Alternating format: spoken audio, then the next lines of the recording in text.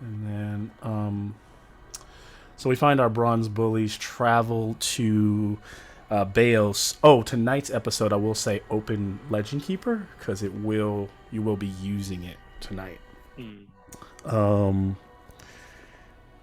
they've traveled to Baos where they were able to put to rest uh, the great apex predator, and Apple was able to connect with some of his family and find out, some other things that are kind of going on in the realm, and find out that the great speaker was kind of coming to term if he was going to send all of Bremis, if he was going to send all of the Leon into war.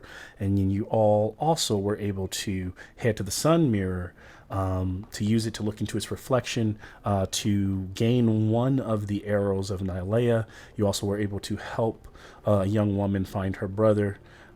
He gave you the gift of that animated shield. You had your first encounter with literally the hyena men, which were no match for the bronze bullies. You made very quick work of them. Not only that, but you made very quick work of the green drake that you found out there in those Pride Lands.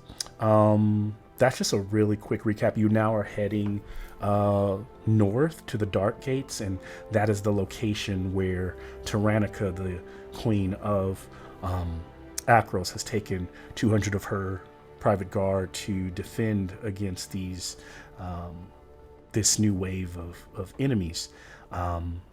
You also now know, as you hear the call go down, as you see the Leonin, as you're flying on your Pegasi, you can see that the other prides are moving and migrating and heading in full force to the Dark Gates. They also now have steel weapons in hand that were delivered as a blessing of Iroas. In addition to that, when he looked into the water, Apodexis was blessed, and his bronzed anvil wrought skin turned back into fur. He's able to feel his taste buds again, and you all leveled up. Anything else you guys want to add to that? We leveled up. What level are we now? What We are we leveled now? up. No. Maybe level up before that game, right? We had just leveled up you said it. twice. We You had just leveled up. you had just leveled. Yeah, what I mean is you just leveled up a game ago. So you guys are what, like We should be at 11. 11. You I should be feel 11. like You should be Okay. 11, and that's You're it. making promises. No, so no. nervous about Wait, having to I heard pick these I heard spells. level 13. I No, heard you won't have to level pick spells for 3 hours, Nikki. You guys are all good. No, that'd be really too quick. So yeah, But we did take a long rest, though, right? I imagine you would. Yes. Thank God. I feel like I just reminded the teacher about our homework. And Level the Dark Gates is about a 2-day travel. I realized I was making those horses a little fast. I miscalculated their speed. They travel realistically with their brakes and stuff still a lot, about 60 miles a day. So versus on foot. So it's almost double the speed that you would travel by foot when you're using the Pegasi. So but I think I had them a little ridiculous the first time. So yes, it take about 2 days to cover the 100-mile trek north where you're going. A little over 100 miles. So just wondering if anybody As we travel, I'm just gonna sprinkle bronze bully flags just drop them as off. we go. All right. Hopefully not to injure anyone. Nice. Maybe some badges. Just into the Oreskin wilds. Has Fitz offered or made any Who knows? new badges to add to their vests? I have a list, but Okay. I haven't made the art yet. Oh yeah, that's fine. I was So just I'm waiting. assuming that the last time they were in town, Uh-huh. that she had some commissioned. Yeah. And that she's just got them in her bag for Ready to hand when them we're out all at sitting some around point. the campfire at some point. All right. I like it. At a certain point as well during the trek, Proxenos would take the time to write a letter and call out for a bird as he wants to send a message to Ithasa. Okay. And you wanna Casting Nice. animal messenger. okay. You can send that message private if you want, or you can. Yeah. Yep. There'll be a private message.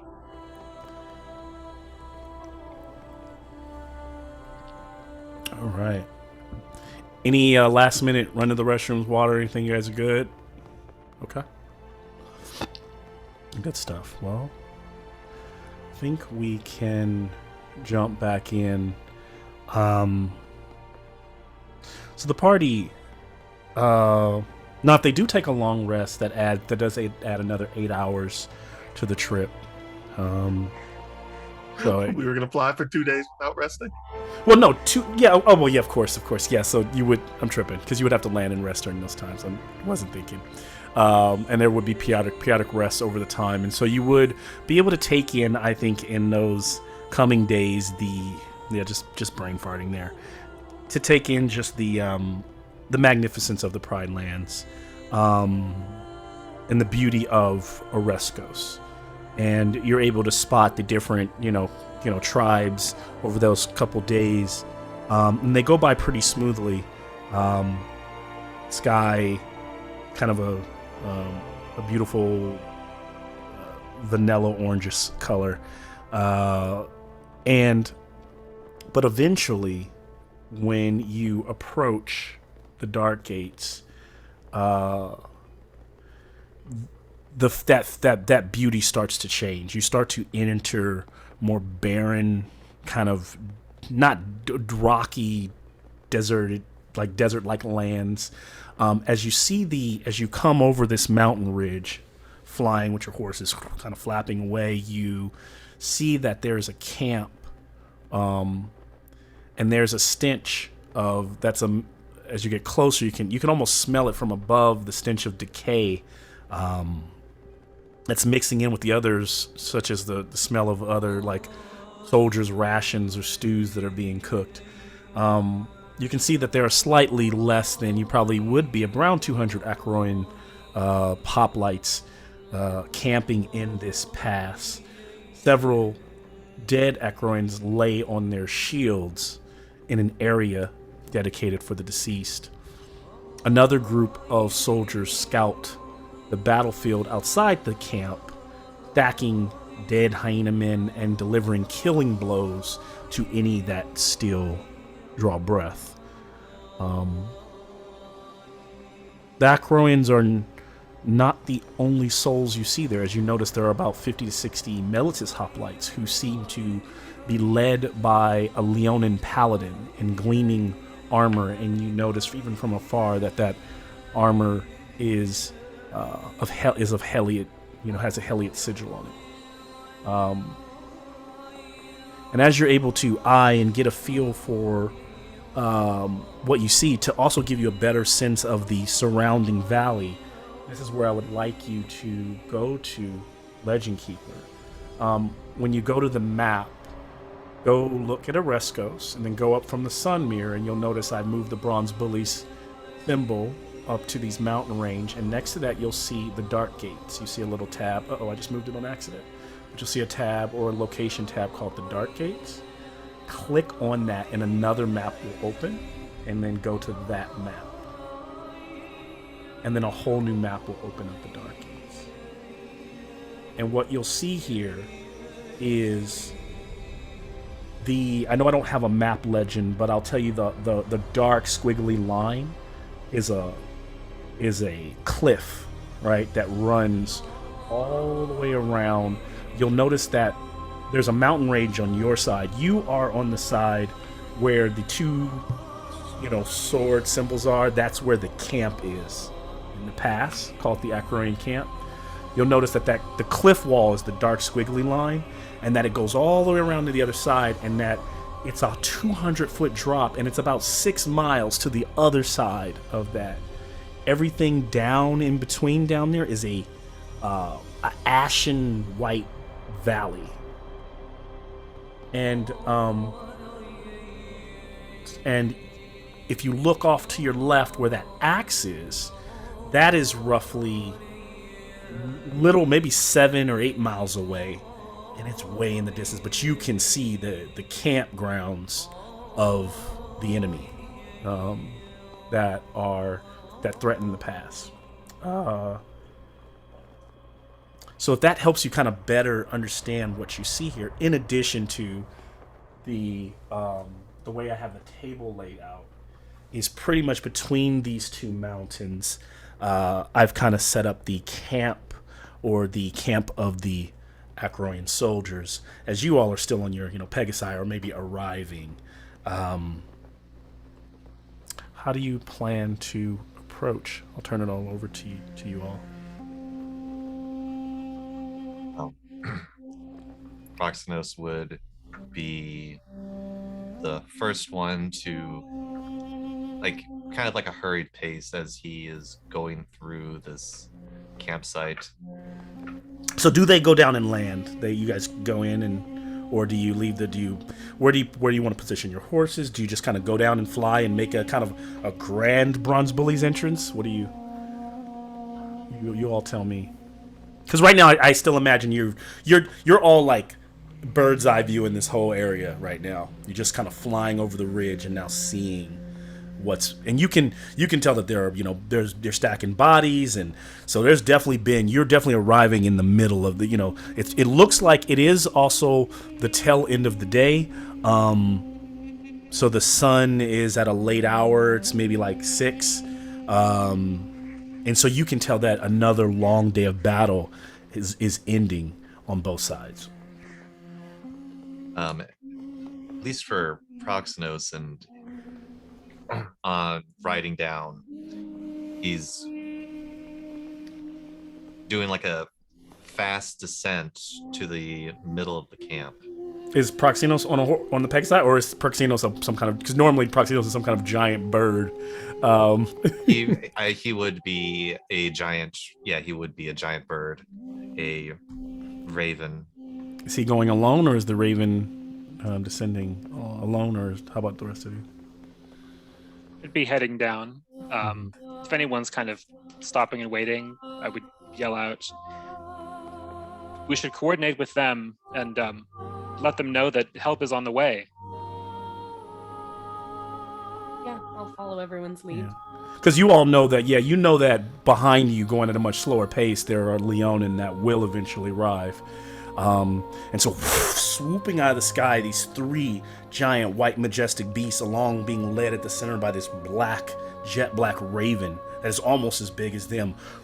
And suddenly, like, some of the soldiers, seeing the shadows descend over them, turn, enemies! And they look up, but as they see you, as you come down out of that light, coming out of that heavenly glow, they go, Bronze Bullies! Bronze Bullies! Oh! Oh! Oh! And your horses land. Your raven lands there in the center of this camp, as many of them eye you from afar, because there's kind of a look of like, yes. Now, as this raven, is there something you were going to do as you landed, Proxenos?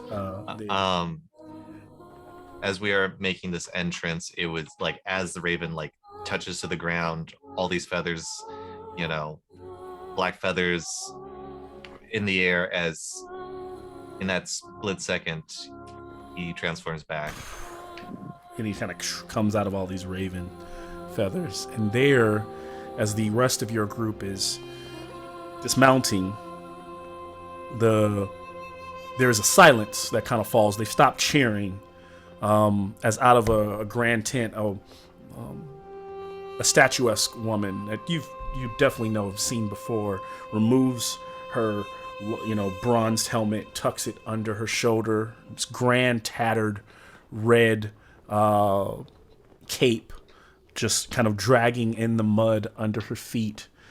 You know it to be Tyrannica, walking flanked by her most elite of guards, her kind of tanned skin from the sun, and she kind of has a fresh scar above the eye. It's not too deep, maybe at a heel, but you can tell it's kind of fresh from battle, some enemy got a lucky shot. And she walks up. So the Bronze Bullies have come. Certainly Iroas is with us. It is a wondrous occasion to stand with the brother, to stand with you all, with the brother of victory, against his vile sibling, a senseless sibling of war and bloodshed. Mogus seeks to make war against us and all of Theros, and it seems that a demigod has risen to carry his his lead, his armies, and to march with him. This hyena man, this Yinagu or Yinagu. She kind of stands before you and very approving, her men giving another cheer, another uproar. How do you all respond? I wave and I throw flags at the crowd. And some of them kind of catch them and look at them. Chat over them. Proxenos walking up to Queen Tyrannica, and it's good to see you as well. I have been on quite the journey to here, and I hope that this demigod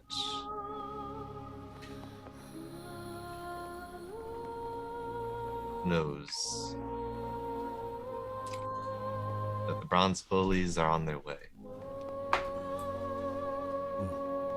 He will know soon enough. What brings you here? How did you hear about our plight?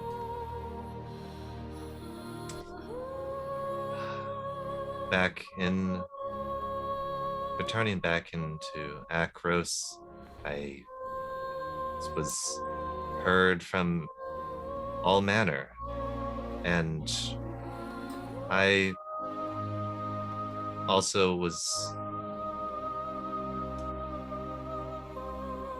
sent to check to make sure that everything here is all right. Looking at the pile of echoing bodies and the safety of our people. Yes. We have lost few, but everyone felled is friend or family. It is our third day of this campaign as we have held our own. And she points over as another group that are wearing the blue capes. They do not. It has also been good to have Piaxathor. He is a paladin of Heliod, and he has brought some aid with him from Melitus. They do not fight like we do as Acroins, but it is good. All aid is helpful. When we arrived here 3 days ago, or there were skirmishes over a week ago, but we've been fighting we've been here for about a week, but the fighting has taken place over the course of 3 days. The first skirmishes were farther down, and she kind of points to where the defensive line is, where the war is, where the pike wall. And she kind of speaks about this pike wall being built by a group of a Leonin pride who were here skirmishing with the gnolls before this turned into a full-out assault that it is, and they're probably the first ones to warn Brimus that this was coming. And most of them were decimated, but they were able to build that early pike wall. It has since fallen, but the Acroians were able to respond in kind and provide that defensive line and have been holding back hundreds, if not thousands, over these past few days. We bring other good news. Behind us, they were not all able to fly as we did, but the Leonin, all of them have decided to join in this struggle. That is great. That means we have a chance. I have sent word to Akros, and I hope only that the council will respond in kind and provide us aid. Though I stand in my father and my mother's stead, only half my power is vested, and I have no right to send all of Akros to war. And so I marched here to find out where these creatures were coming from, only to be forced into a fight. And I realized there is no retreat. And so we hold the line and wait for reinforcements. And it is good to know from you that they are coming.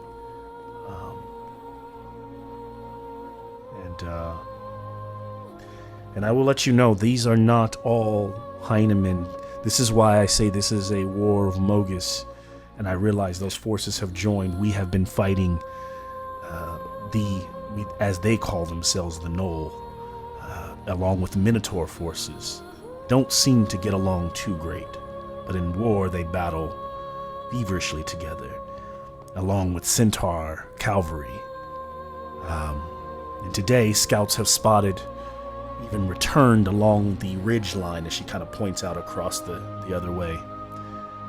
We originally saw sights of Thraxes the Red Dragon, but that was the first day as he flew up into the clouds, disappearing. We have not seen the dragon since. Praxis. Yes.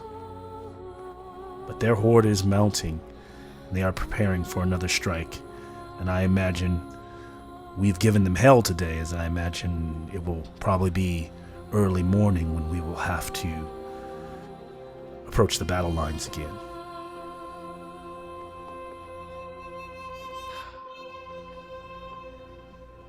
I see.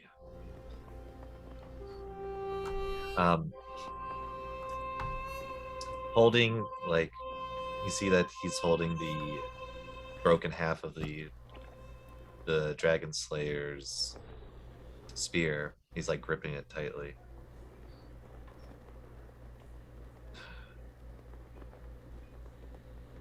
First thing in the morning. Looks to the rest of you. Any preparations that we do? Should do them now, because tomorrow will be.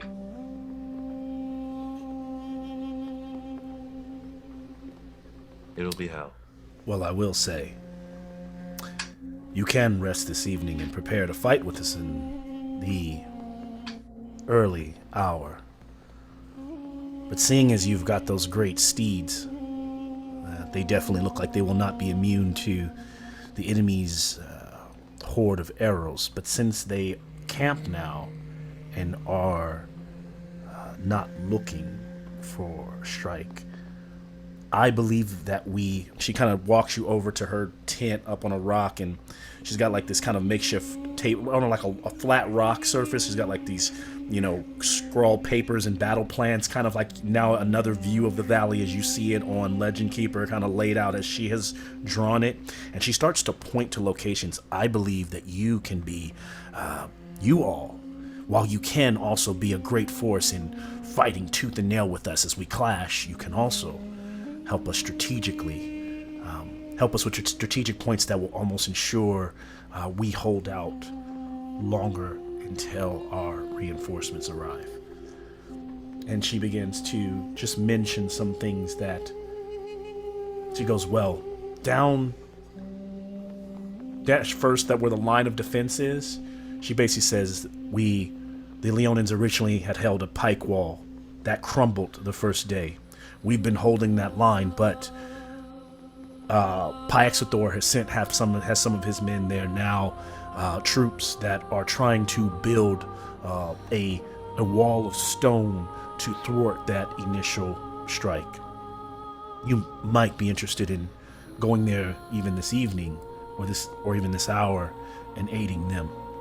I also, and anything that you cannot do, do not worry. If you cannot do it, I can rely on Pyaxathor's men to see, while my men recover. As Acroians, we do what we do best, and that is take heads of gnolls and minotaurs she also points to, if you look on the map where it says Scavenger's Bloat, and she talks about that's where in the first couple of days, mostly, most of these being the bodies of the enemy lie. But they've noticed that these hyenas are coming in, large packs at the end of the day, and feasting on the carrion.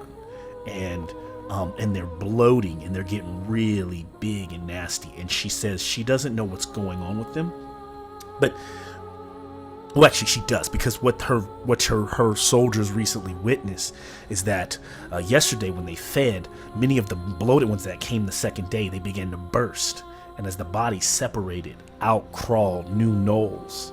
So the gnolls are renewing themselves by using their hyena.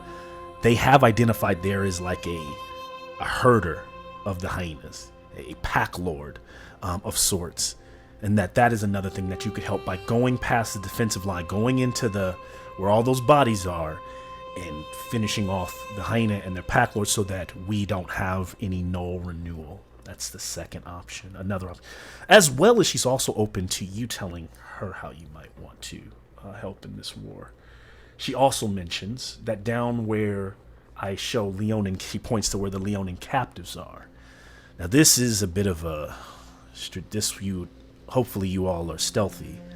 This is actually require someone to go in behind enemy lines. The first group of Leonin who were here to help us, that group has, some weeks ago, they were the first to fight and fall. We know that, we don't know how many, but many of them were taken into this camp and are either being used as slaves or worse, food for the enemy to feed the ranks. We would like someone to go in and save as many of them as possible so that we can add them to aid us in the fight. These are just three options here. And then she also mentions, as you look out way in the distance, when you look at the link, the one that says they come from the tear, you can kind of see in the distance a large mountain, and in that mountainscape, it's larger than all the other ones around it. It's kind of snow-capped. It's so far in the distance you can tell that it's past that ashland, and it looks like it's cold there. But there's a faint bluish or deep purple glow from a crevice, a crack that runs up many miles in the middle of that. And she has said that she believes that is where the armies march from. And then she knows that there's another wave across the way that is slowly on its way. And if you look at the miles, if it's 6 across, it's pretty much it's about a 21-mile march from where they come from the base of the valley all the way up the ridge and around to assault the Dark Gates. And so whether you all want to do this or not, she's kind of laying out how the Bronze Bullies might be able to help. Seems to me like the most glory to be had would be to stop the reinforcements, either marching through the mountain or the ones that are rebirthing. Or we can take the fight to Theraxis in the skies. Why don't we start with the simple and try to stop the reinforcements? Then when we're successful, we can move on to greater things. I like that idea. If we stop the reinforcements, then we can come at this at two fronts, a pincer.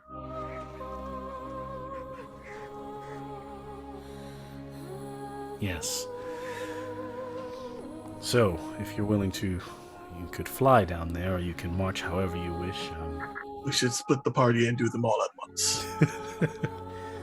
Come on, token number 2. You're stealthy. Let us go. I know you all are great. I do not recommend this approach. One person per. I'll take the dragon. I shall go in the crack.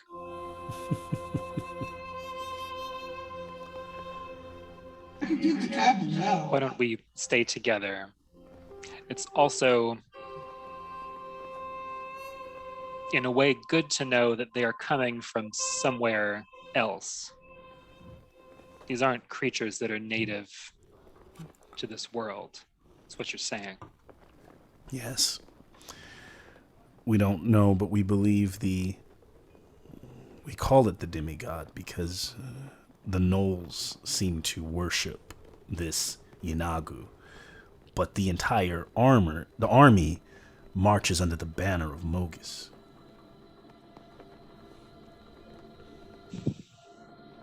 And Thraxes certainly is from here. Yes. That worries me, as I am always looking to the skies for the great beast. But I have not seen it even in shadow since the first day. I'm sure that he's waiting for the right moment. Probably heard we were coming and ran. I say we hunt the worm in the crack.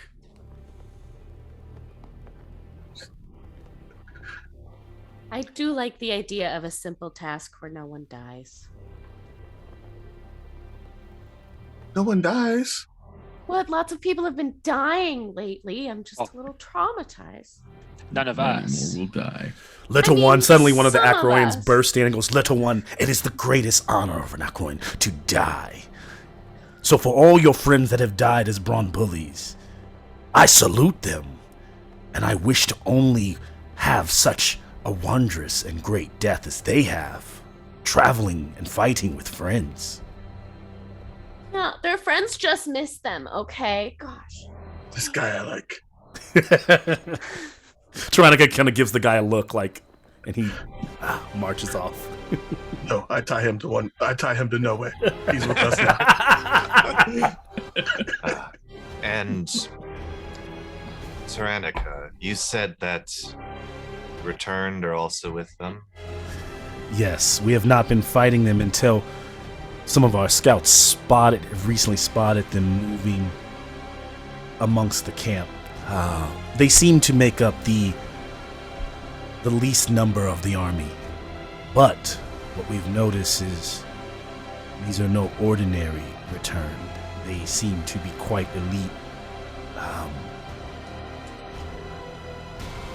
in the way that they fight.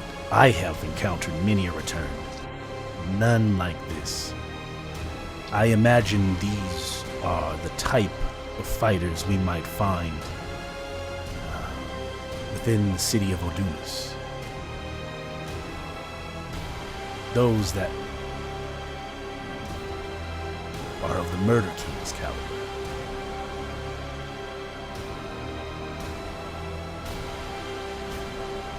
You know, this plight, as driven by it as seems like from Mogus, the main mastermind behind this, Call you a punk ass daddy? Phoenix. Oh, him too. Haha! And suddenly walks this with his hands out, this kind of like platinum blonde mane, this large Leonin, gold, very freshly, like he shined it after battle, blue, beautiful royal blue cloak as he walks up. "The Bronze Bullies, I have heard so much of you, about you, Piaxathor, follower and paladin of the great Heliod, and I have seen you do great things for your god. But I wonder if maybe we should have a little, your men and mine, have a little contest about who can accomplish more in aiding Tyrannica in this war. To see who is the better champions. Just maybe friendly competition." Proxenos is quickly looking at Talmoon and Fitz, like making ready to stop them if they are about to murder this man. Kind of getting up front. I very proudly kind of like adjust my vest so that he can see the Heliod hater badge that we have. Yeah, I mean, I know friendly all too well about competition, it. sure. I've heard about what you did over in Melitus to the great Heliod and the way you defy him to his face. And The this is punk why. ass Heliod, yeah, Ah. we know. It is okay. We are all on the same side. Fitz. But let's say I like it. You have big words. You can prove it. Listen, under my command, there's a group like your own. They, under the watchful eye of Heliod, they literally stopped the plague that was bringing our great Theros to its knees.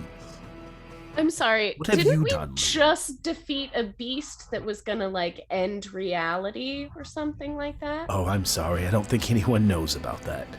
Yeah, because we were that quick. I like this group, Tyrannica. She goes, let your cooler heads prevail. We are all here for the same purpose. But Acroians don't back down from a challenge, so I will leave that up to you. We are going to accomplish the very best.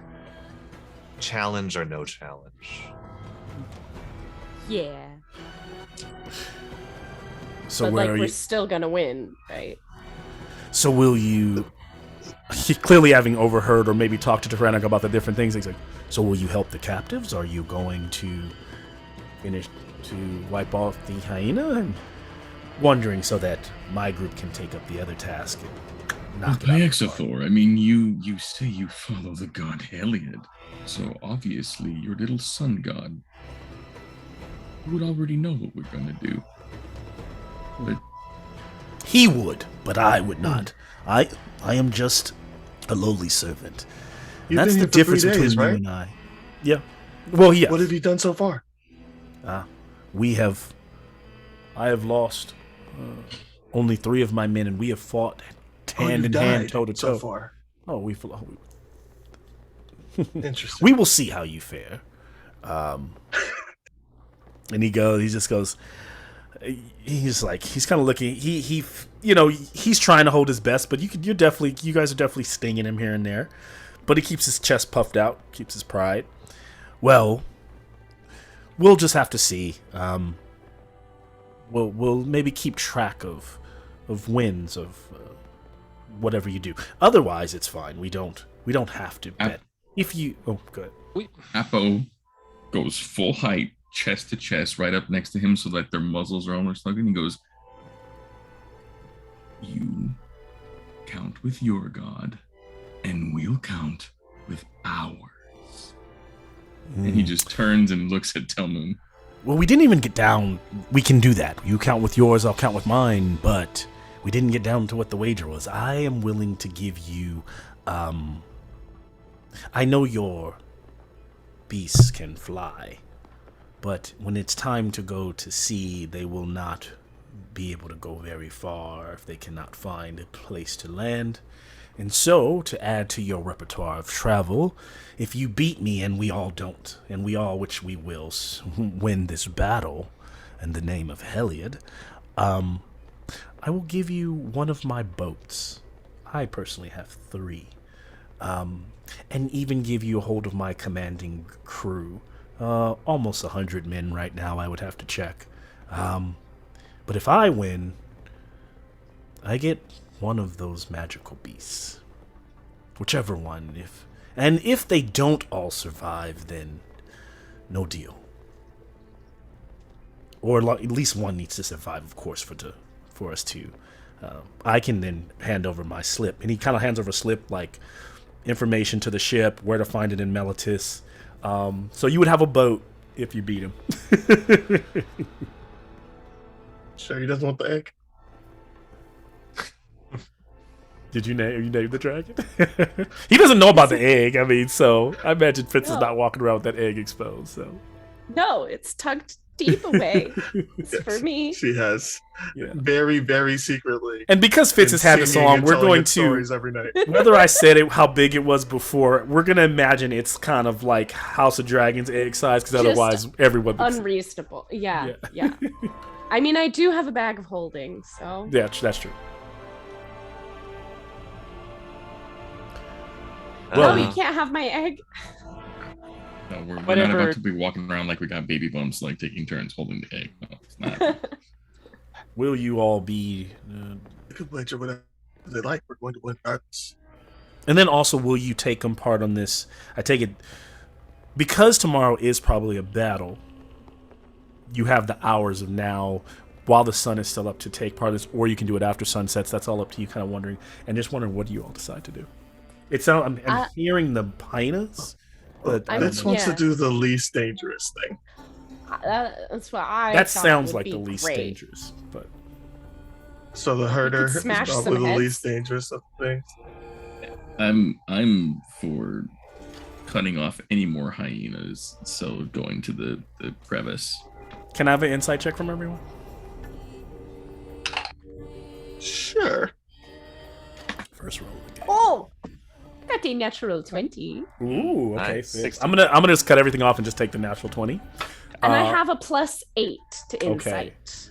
So Fitz, you know that like this is as an almost like DM giving you an honest answer based on your intuition. While everything's dangerous necessarily around here, that's probably the least dangerous thing to do. Followed by sneaking into the enemy camp, and then even worse, going across what Telman was suggesting and trying to intercept that that army that is approaching on the other side.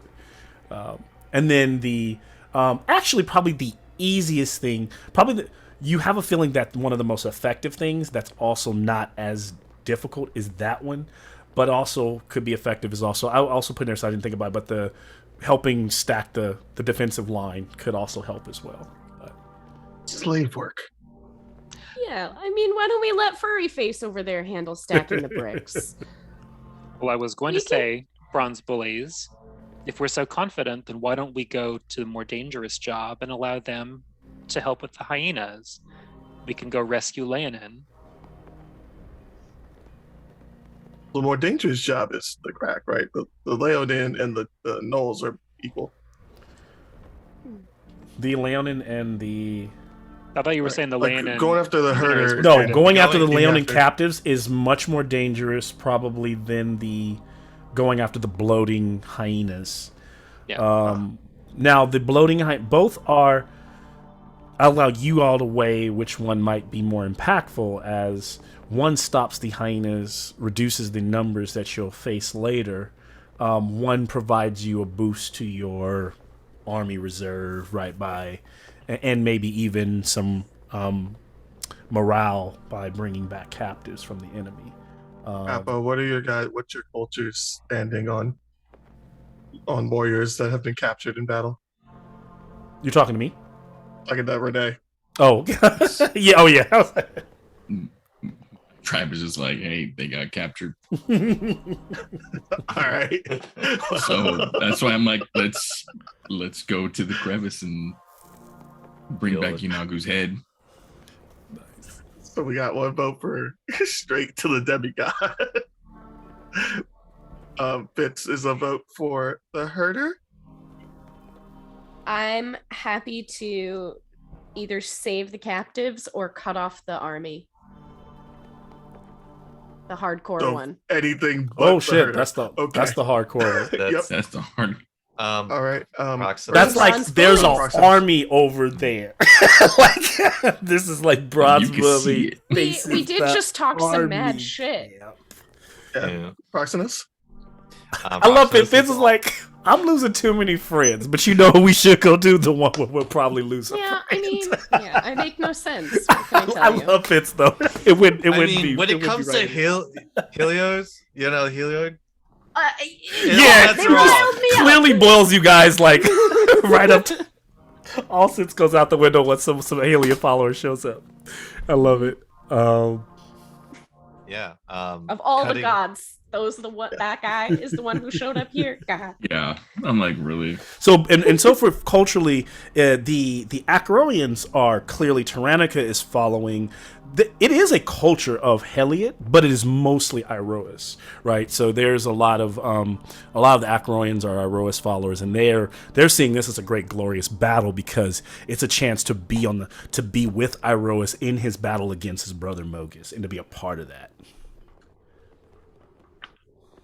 Versus For Who was the cutting one off who the suggested? army, what about you, Persis? I was suggesting, since you all are so confident, that we take the slightly more difficult path and try to rescue prisoners. Apo doesn't seem to be that concerned about them, but they're also a source of food potentially for our enemies. So we should kill the prisoners on the way? We shouldn't kill them unless we have to. If we can get them fighting on our side, it's even better. And I was thinking, if this other group decides to go attack the herder and gets in trouble, then it's on our way back. We could help them. I will say we suck at quiet. I'm not the stealthiest creature in existence. I said we. I kind of meant them. But either way, we suck at quiet. Well then, maybe they should help us out and take the quiet mission, and we go kill the hyenas. It's the mission I don't- of this glory. So you want to go die? If we're going straight to the most dangerous thing, could I suggest, instead of dying in a blaze of glory, that we do a hit and run? Intriguing. Expand. We can fly there quickly and get back quickly. We go there, mostly stay out of their range, hit them hard, and come back. They'll be worried all the way while they're marching. I do have some fun things I'd like to try. That could be fun. I know some of us can't do much from range. At least that's So groups. do we send in specialists that could handle range to do like a hit That and would run? be you two. That would just be the two of you. We're the only ones? Yeah. You're talking about doing like actual damage from range? I mean, Lito and I can hit one person from range. Well, you can And cast. Apo. You have that crazy lance. That's a That's one ranged- person from range. You want me to hit one person? I mean, I can mess one person up real bad. I was trying to get you ideas for how we could do something effective and not die, I but like go not towards the dying. most dangerous path. But Yeah. Versus is the most suited to that particular plan. I can if do you a want few us to things at be- range. I still think if we're going to be most effective, we should go after the Leonin. But I'm not in charge here. I just am not good at being quiet. You know, I can help with that. I could be a distraction. I could run in and do a tap dance or something ridiculous. You know, I've had help with us being quiet before. I can still do that. Oh my God, you've been gone for so long. I don't even know what you do anymore. I'm sorry, when did this happen? Okay. When we were spying on the lady that was making the painting, the statue disappear. You mean when the statue started chasing us? Because we got Yeah. caught? We stayed quiet for quite a while. Okay. Just not long enough. I still I can offer honestly don't myself care what up as a distraction. As tell Moon, I'm obviously thinking about the premise. Above the table, if the party wants to go somewhere else, that's fine. I mean, if we're talking So- about glory, like bringing back the head of Lito, the I don't think we demigod, even asked Lito. That's because my mic's fucked up and I can't fix it. I did. What the hell is Sorry. that? Scrooge McDuck. It is I'm so confused. Troy's mic. Rest Oh, Yeah. you're doing that Josh thing Troy again. decided to play the reincarnation of the pixie in the bottle. Yeah. This will work. I can hear That you. sounded That's almost normal. better. Slightly better, yeah. Yeah, that's my fucking laptop mic. Oh my goodness. It's so bad. The ghost Like, my pixie. Yeti just died on me, I think. Oh my goodness. Oh no. Fucking shit. Actually, it's clearer So- than it was. So it sounds like we've decided that the most effective thing is to attack the herder unless we want to risk all of us dying and just going straight to the end. Two of us want to die today. At least one of us wants none of us to die. All I I'm think snaking's for wondering cowards. is, And I think is the the- cowards and the weaklings that got caught already don't really deserve our help. That's where I but we could, disagree with you. burst in and like make everyone really happy because we got their buddies back, and then we could be like, "Peace out, y'all," and they wouldn't be mad. But as long as the demigod exists, there will be more. They You will think we go keep after? coming. They will keep coming, and they will not stop. Tyrannica Yeenagoo? overhears this and walks over and says, I hear you all are deep in thought. Apodexis, do you think you can best Yeenagoo tonight? You would be going for trying to finish a war, but you would be going into the deepest and most hellish part of the enemy camp. On the night before a battle, I cannot say that this does not sound extremely foolish. And if But- that's where Thraxes is, I like where your hearts are at. It is We definitely don't. Acro and I don't think blood. we know where Thraxes is, do we? We don't. No one's even seen Thraxis since day one. Well, Like, But my guess is, if he's gonna be hiding anywhere, it's gonna be the same place that Yeenagoo is. well, if you are going after Yeenagoo, you seem to believe he might be in that pack that is marching up. That is possible. We cannot see from here, but he also could be at the base of the mountain near the crack. Without any further, as you being the only ones with the flying steeds, no way to know. I will say, while they are not great marksmen, the enemy does have hordes of archers. So you should be concerned about approaching by air. It does not mean, I have seen the way you approach. You definitely got the drop on us, so. Would we be looking for any type of armor for our steeds while we're in some sort of encampment? Do you have anything that could protect them? Seeing as I came with no cavalry of my own, I believe the Melitus men may have their cavalry fell the first day, but we have a few horses over there that were clad in basic breastplates. I might be able to. We can see what we can do if we need. Yes, I think we'd have enough to boost the resilience of your steeds by a bit.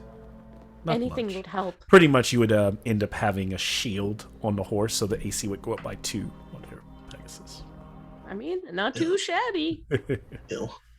I understand, Apo, that you want to end this as soon as possible. Yes. Eh.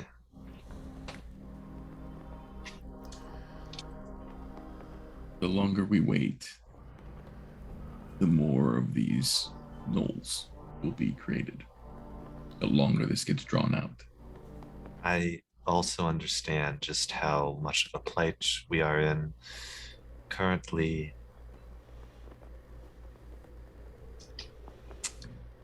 Phoenix is setting about a horrifying end to THEROS. And we don't have a lot of time to spare in that regard. We don't. And no matter what we do, it's a trap. So, Fitz, turning to you.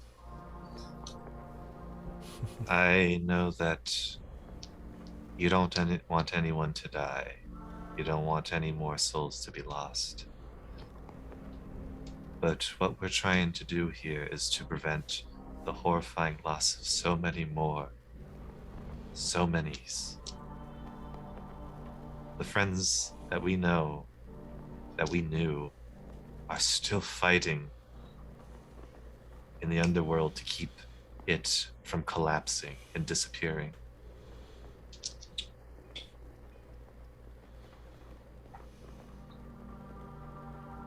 So what should we do?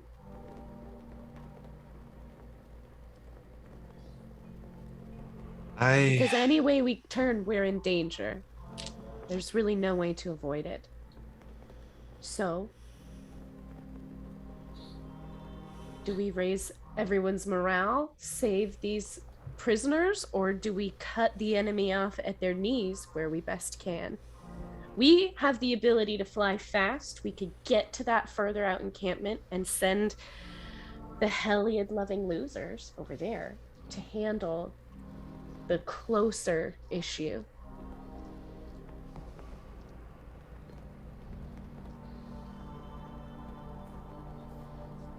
I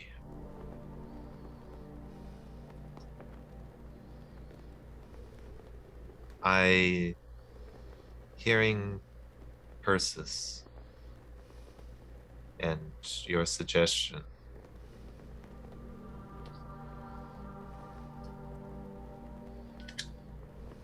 I think that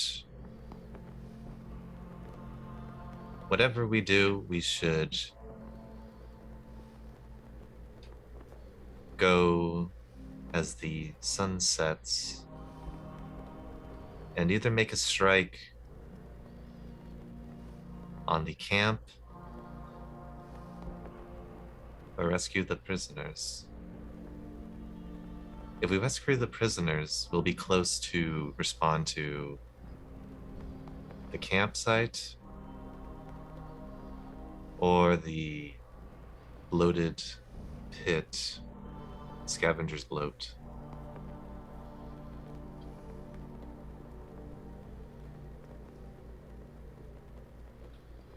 I think that we should go after this goo guy, Yinagu. We have we're the fastest. We have the ability to fly. We could ambush them when they're not expecting us. And these other guys can handle the bloating stuff. Otherwise, if we wait for them to get to us, that doesn't make sense. Well, I like that idea if you can pull it off. But Tyrannica does say the only reason it might make sense to provide the weight is that you have just told me that we have an entire Leonin army coming to our aid soon. That can make a huge difference if we can hold on.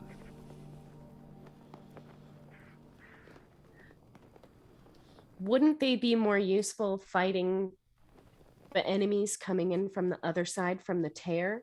Is that where most are coming through?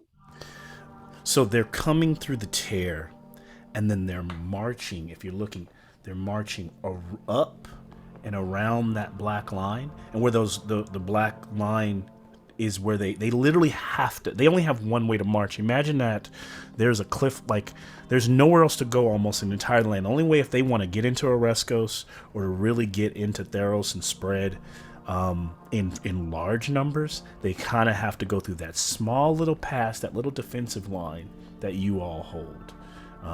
And so those armies have been coming in waves, taking their time, marching up, and then they've set up a pretty decent camp that is right there about 6 miles away from you all, which is where you would be going tonight if you go to try to save those Leonin. And the camp, there's like, I imagine that there is it's a lot of different of groups, but they're not as organized, I imagine, as say like an Acheroian army. So they're almost like little like camps, individual camps of their own. And so you might be able to get into that one camp without alerting the rest of the armies. But you could find yourself behind enemy lines where you could have everyone bearing down on you in the middle of the night. That's on brand. The other way is to go over there, like you said, and literally just try to assassinate the Yinagu himself and make it a wrap, and maybe that turns the tide. It sounds like that's what I'm hearing, is like we just try to one-shot the boss and end this campaign before it even starts. Because then if we do that, then everything else is just cleanup, and we don't have to worry about them anymore. Because time is running out, and time is something seems we effective. do not Bold have a move. lot of. Let's See how it works out for them, Cotton. And I'll break character here, and as a DM, I'll say that this is another one of those situations where it's kind of set up for you to kind of take out a mission and gain we advantages. were going to until you brought that that lead bitch ass Elliot dude. towards This is on this- you, DM. I'll just say this reminds me of where you had multiple things to accomplish in Valaki. They're like, nah, go kill Strahd tonight. Now, I will say it's possible. It might be possible this time. It's not the same situation, but I'm seeing flashbacks. The herder was the option until your bitch ass paladin. At least this time you know where the bad guy is too. You or Yeah. you kind of have a general sense. So I'm just saying that's how I'm getting. Don't you put that evil on us, Ricky Bobby? I mean, in theory, we could send the paladins to herder, do the saving, still gain more glory than them, because the saving is more, and then we can all attack Yinagu together. In theory, Especially once all of the other Leonin arrive. but I don't think those guys are going to help us at all. I think we're I going mean, to fight Yinagu but- regardless. In that time period, how many more are going to be feasting and creating more? See, it's a multiplication problem, and even, I mean, and there's more of them already. So stop it at its source, and it all ends. I like Persis ending it all with Rain of Fire. I will tell That's you what I also, see none in of my us heart. have seen. I fought many things, and because these creatures are new, I do not know what this Yinagu is capable of. I cannot help you with any type of strategy. I can tell you how the Gnolls act. They are wild with bloodlust. They are quite soft and easy to take down, but they are resilient in great numbers. And with some added power of Minotaurs, they can be a pain. If you were to attack, if you were to go in, and would you be calling out Yinagu? You would have to fly around with enough stealth maybe to identify where he camps or where it camps, and strike hard and fast with enough time to get out before the rest of its armies swallow you. Of course, this is Tyrannic talking what she's trying to see in her mind as she's hearing you all think about going right into the mouth of the beast. We can send Token too. Recon? Who do we have who's good at I mean- recon? So I mean, Apo, he's the ranger. So Yeah, Apo and Token. Apo and Leto are the ones that are the best Yeah. suited for something like that. And unless anything that's without a Pegasus, you would literally be. It's going to be really difficult to. You could sneak. You would have to travel down all the way around behind the enemy lines, around to the other side, right to the other side of the valley, or you could scale down into the cliff and go into the Ash Valley to cross over, or you can just fly over with your with your Pegasus. I will and just say, yeah, Proxenos Pass Without Trace does help. yeah, it's a big move there. And Proxenos, you could fly over there. Giant with bird. them. Yeah. So you guys could do a little stealth mission to figure out. Jesus. We're talking about the end of all of us right now. So it would be the three of I'll us. do a suicide mission. Yeah, sure, fuck it. So Apo, Proxenos, and Leto all. I'm just saying to the crack. recon. I'm not saying like. So we sneak split- Oh yeah, no, strike. yeah. split up the party.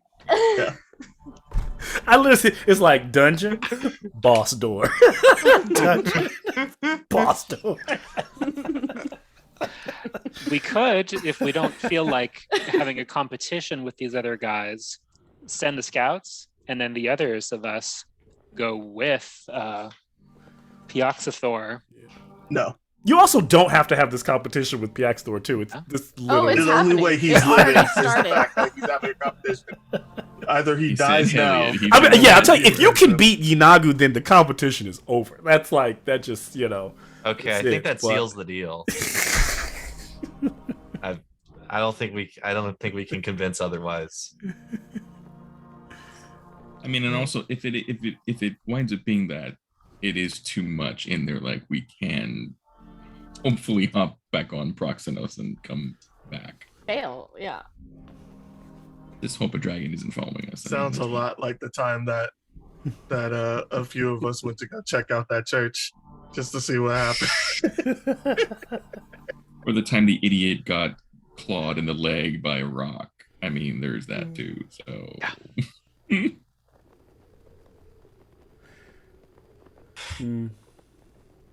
That's my vote.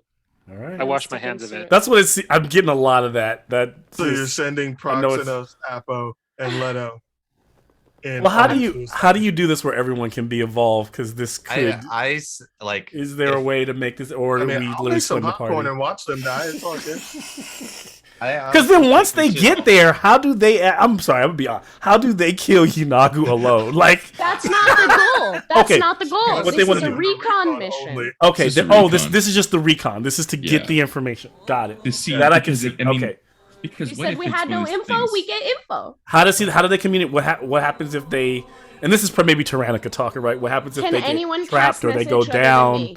How do they? I can't. What happens if they get stuck? And then if they do get stuck, I guess you can just fly over, We but have you'll be Pegasi. flying right in. Yeah, you'll be flying right into the thick of it for sure at that point. Tokens can are expendable. fly It's in. fine. Save our friends and get the fuck out.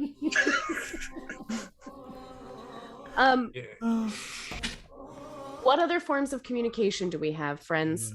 I can cast message. Okay. Smoke signals. Anyone else? Anyone Depends else? on how far it is. We will know immediately when Leto dies. Because he'll stop yelling in our heads. Yeah. I could send my familiar with you, and it could come back if there's danger. But that's not a great. We literally have Yeah. multiple familiars that we probably send on a recon mission Yeah. instead of our friends. But I Well, then kind why of don't we like do to send that? our friends to death. Oh yeah, send the anvil rot. Oh, We the do have an little, Anvil Rat Raptor. oh yeah, you have the Yeah. Ravel Raw Yeah. Raptor. I'm Like sure it'll Roxy's survive. just Send the- like, what about? Send the raptor. Okay. If we decide that, why not we go along and wait for it to spot? How long 'Cause can? then we Isn't could there a sneak limit to strike how immediately. far Yes. you all It can do. It can go see whatever it wants. It can't talk to us until Got it gets it, back and it's within got to 100 make it feet. back. Okay, so it's going past that 100 feet real quick because it's going to take a trek. You guys are going to wait for that thing to We're come sending back. him right now, regardless. Okay, As we're arguing, Ample Rot is gone. Anvilrod is going. His job is to find the big ugly The one. Anvilrod, I can't imagine anyone needing to make a check for it. So let me think, and I will say I'm weighing how dangerous the territory is. I'm weighing how perceptive I think the creatures are. Gnolls, pretty dim-witted. So are Minotaurs. So Yeah. can I have a percentile check from one of you? And actually, It's why don't we go 120 with for the dark vision, so it can whoever? stay pretty high. Yeah, whoever actually brought up the anvil rot should make the roll. Well, Colin brought up using familiars. Yeah. Familiars, I- okay. And okay, go ahead. And But I'm Colin's gonna also the I'll worst. make a roll. because of the dark vision. I'm gonna up the percentage that you. Yeah, he has by- 120 foot of dark vision, so he can see very well. Yeah, so I give it another 20%, whatever that number is. Can I inspire anybody? And he does have You wanna advantage. inspire towards the anvil checks rod as it's leaving? from Yeah. with sight. Can I So, inspire the there's anvil no- rot as it's leaving? It only lasts for Yes. 10 minutes. But If I for ins- this check question mark that you're making right now? It's gonna take him 10 minutes to get over It's there. gonna take him more than 10 minutes to get there. So by the time he reaches it, it will drop. Unless you want to go with them and inspire him when he gets there. You probably don't want Nope. Okay. Well, And then this anvil rot can communicate back once it gets back to you and Taroxys, right? It has to get back to us to tell us what it's on. Okay. And so my percentile check is not whether it arrives and sees things; it's a chance that it may not come back within within the allotted time. And there's a decent chance with it being small and nimble and not easily spotted. So I will say this is not the most. It does seem like this is viable, right? So We're gonna hit it with the predator. We're gonna rub some mud on it. We're gonna try to get rid of it. I've rolled a number already, by the way. Okay, what you got? 64. There you So, go. That's not um, bad. You send it out as it flies off of Taroxy's arm, and unlike a bird making it kind of makes that, and then you can hear it kind of as it skitters off into the night. Then you all sit around and wait. So what are you talking about as it's gone? Are we waiting for it to come back before we do something? Or Are yeah, we or might you be make it, hours. or you mobilize it. Seminoles. Yeah, you guys let me know. It's a really good question. I'm assuming we were just waiting for the Pegasi to get armored up. They're all set. Tyrannicus brought them over. They got their little like breastplate on and whatever. I don't know exactly what you call it when they have like little armor on the horses. I'm gonna use the quill No way of needs none of Ifara this. and write everyone's Pegasi's names in the quill ink on their breastplates. We've got Sparkles, we've got No Name, No name. and what? And One Token. way? In one Oh, one way. One His, way. his name got changed to nowhere. No way. Oh no. Oh man. I would say that we are if we're trying to do this fast and precise. Furious. Oh. Yes, furious. We are burning. We're getting into burning night, so It's still like you've only been in camp. I'd say probably an hour, about the same time we've been playing since everything's kind of been in real time. So it's still like 7, and the sky still looks like this, right? So you're sending that, unless you were going to send it after night. Did you send it after nightfall? I You mean, wanna wait are till they nightfall to nocturnal? do Are they that? diurnal? The creatures? I think How would we Tyrannica asked- know? How would you know? Yeah, I don't think Yeah. they really know too much. We've been fighting them for 3 days. Do they go to sleep at night? They do. They still rest. Yes, they still Okay. because you all even know from fighting minotaurs, they poop out just like anybody else. They fight, they get tired, they go back. I've never they fought a restock. Venator that survived. Well, this is true. So except for that one that got away. Except for that one that my party refused to help me fight. So yes, they're very much now. Who knows how the returned are? But yeah, it seems very possible that like they're probably resting. They were fighting. Well, this army was. They might even be marching. Who knows if maybe they're moving? But they're probably settled from the long trek. Probably resting. How long does it somewhere take it to get over there? That's a good. I'm just gonna assume as quick or quicker than the knoll, and I know since it's 6 miles human, you all travel 3 miles an hour. Yeah, but we probably send it like straight over, right? Like it's like So you walk send it around. straight we'll probably send over, it over the ass. then it's gonna make it there in like an hour. okay. Yeah, we'll send it to where it gets there Okay. after dark, but we'll leave. It'll leave early as possible, but when it Yeah. gets there, it should be dark. Interesting. So not because yet. it can make it in It's an still hour. here. So yeah, get there. So it's around so to get there around 8. Okay. What are you all? We would like it to come and report to us tonight. Yep. Still, No, yeah. it's gonna come back. And so as you all are kind of Are we gonna wait? Are we Yeah. gonna go kill some things, you guys? We should go kill something. No, what are we gonna go kill? I'm like totally jonesing to kill something. We just go to that bloated place, just knock some heads. Are the paladins moving tonight at all? Have they just They've been been fighting laughing all at day? us? They've actually been fighting, so they're pretty tired. They may not be moving. They, are you asking Tyrannica? Are you asking them? Or are you asking Piaxis? I'm asking Tyrannica. I imagine since you've struck up a healthy, wager here, if you are moving tonight, they might find some resolve in some of those that have energy and go out as well. But I don't know. Yeah. I mean, I don't want to give them the medium mission and us take the easy mission. I'd rather take the medium mission. I never said it's an Some of the easy easy ones. mission. I just You told us how many XP we get from each mission, and I'm saying those bitches ain't getting the XP. I didn't say. I want you guys to say it's not necessarily an easy mission. It's just like you said, least likely to be like to the point where like someone could. We all die. Yeah. And really, I could be weighing that based on you all aren't that stealthy, going in behind enemy lines. It might not just be that it's super hard. It just may be more difficult. Whereas you guys like to walk up and hit things, and that's a walk up and hit things mission. Like you show up, We good at that. and you leave. That kind of thing. All right, fine. Well, let's kill things. Right. So, I imagine they would have to fly over there because that would get them as fast enough before their little Envelrot comes back. And as they take off, let me know if you change anything that you see the way I see it. But as you're flying and the sun is starting to set, you're able to fly over the camp area where there are a few Meltus building that that wall, and you can see that they're using some of the bodies of the fallen Knoll and even Minotaurs as like the mortar as they build up that wall, but slowly but surely. And off ahead of you, the stench of decay, like it just starts to get rich. Everything ahead starts to get dark as the sun is slowly setting, and it is kind of this desolate, wasteland of looks like almost rugged land as you start to realize these bodies stacked over each other.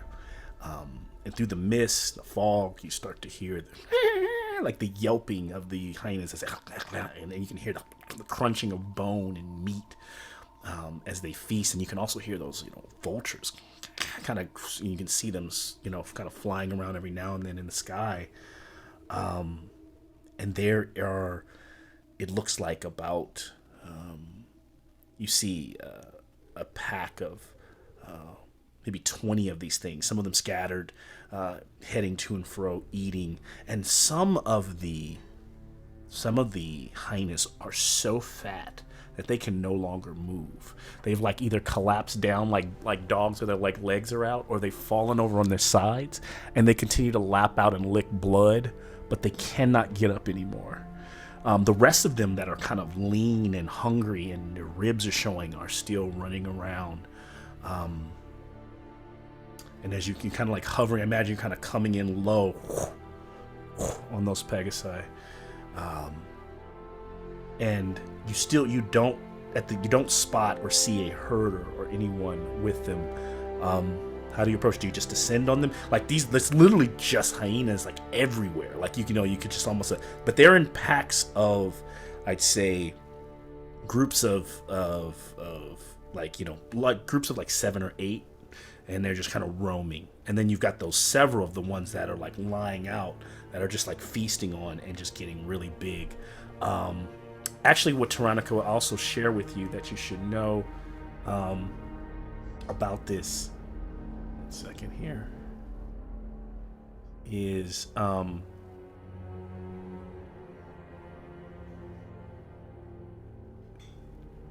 so what you need to, what it looks like you can spot is about here are about 7 of the bloated hyenas, and you need to kill off all of those. And those can't move, and the others are just kind of roaming packs. So just literally destroy them, and get back. Are they clustered together in like perhaps a 40-foot kind of configuration?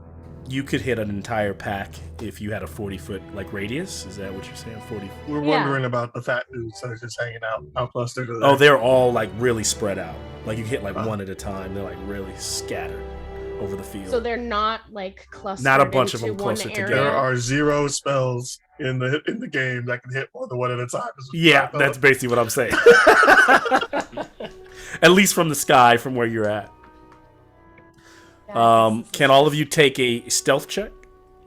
Did you pass us? I did use Pass Without Trace. Okay. Do we need a stealth for our ponies too?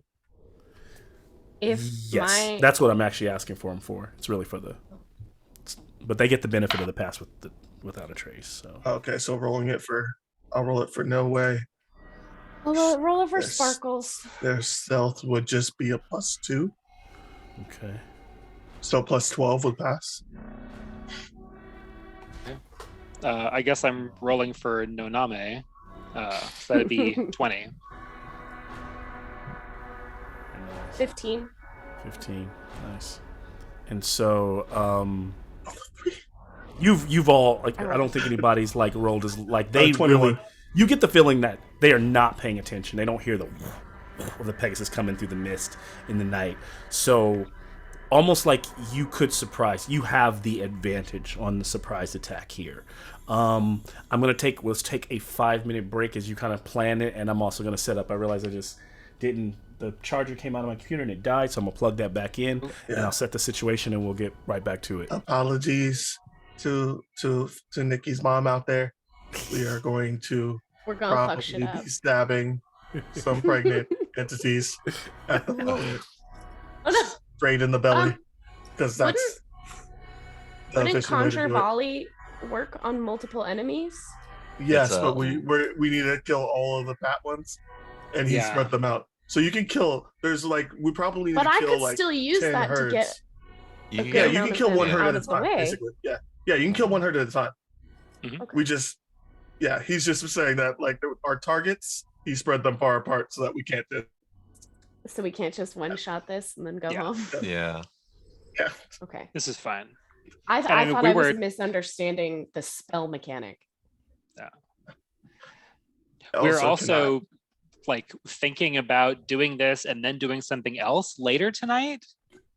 Is that what we're talking about? No, I think we're just going to get the recon information and then go after Inagu probably tomorrow night. Depends on how swift. If he sleeps somewhere.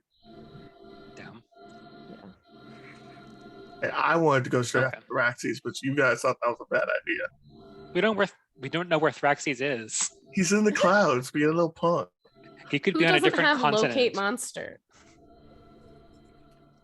Fly straight up. It's fine. I don't have that spell prepared yet. Well, if we wanted to look for him tomorrow, you could prepare it for the next game. Yes. I wonder where that bastard is. God, he's somewhere. He's coming for that egg. I can't believe I still have that thing. None of us can. I know. One day I'm gonna be like, let's dump this in the lava. It's harmless. I've never played a sorcerer, like a straight sorcerer this high, but you can not get spell slots over level 5 back sorcery point. Yeah. It stops at level 5. Interesting. Whatever, stupid sorcery points. I just use them to cast Booming Blade. Yeah. The strongest spell in the game. And I mean, it's just, I have a regular weapon, so it's just more efficient to cast Booming Blade than it is to. Oh, we're level 11 now? So now I do 2 and 3? Yeah. Or is it 1 and 2? It's 2 and 3. 2 and 3?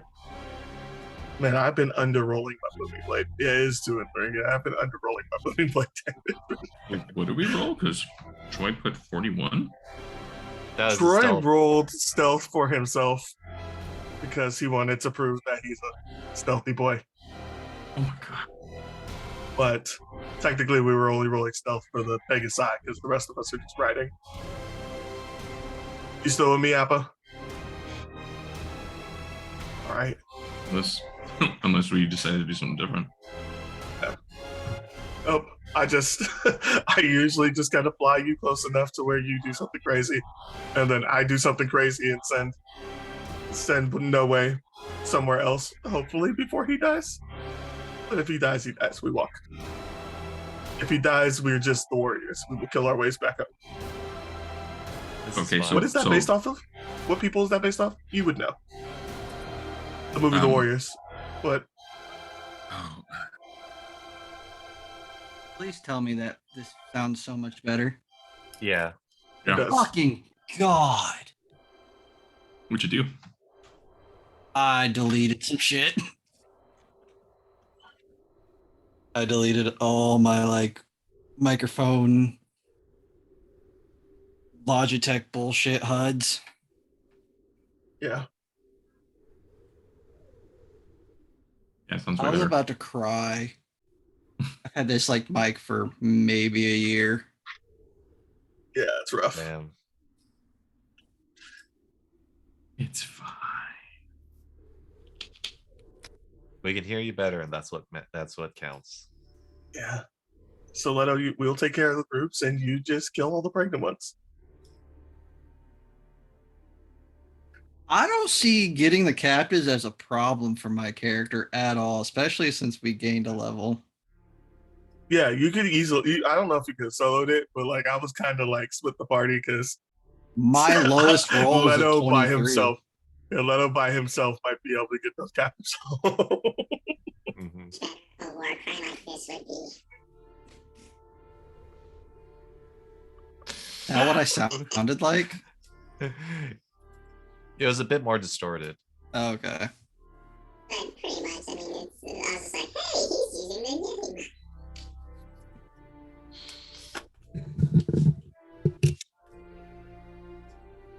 So what do you It's think? interesting that I Guys? have all this. It works.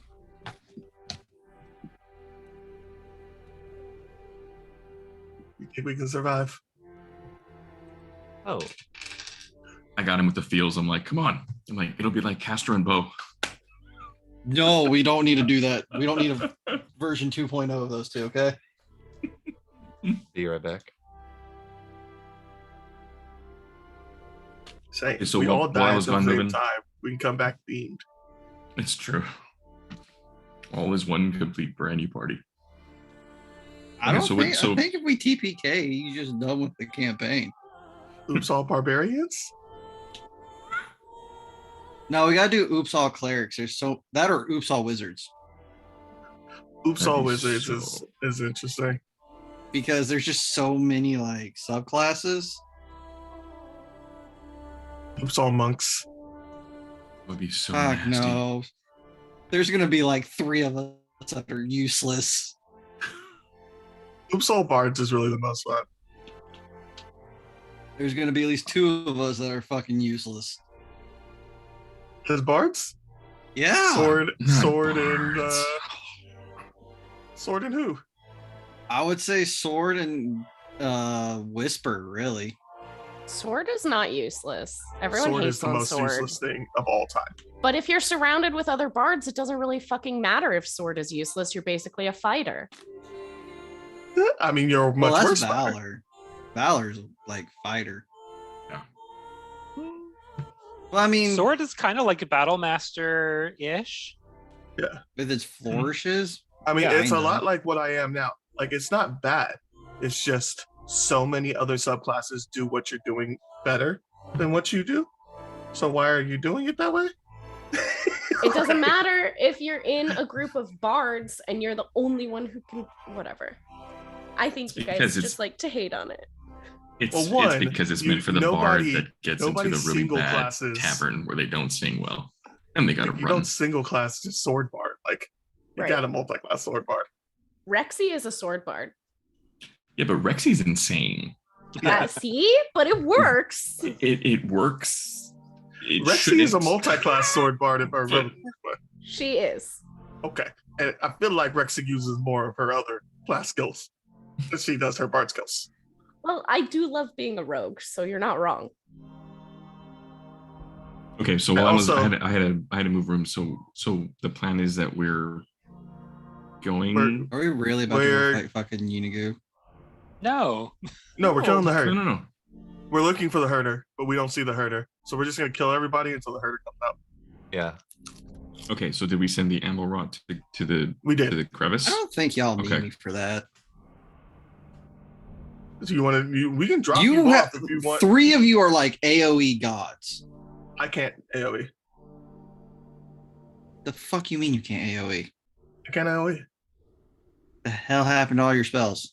His sword stopped talking. I to him. lost my spell casting focus. Oh yeah, that You're a happened. fucking sorcerer. The magic's in you, Dumbo. Someone needs to give him a pep talk. I don't have a component pouch. I'm sorry. Yeah, I mean the only thing.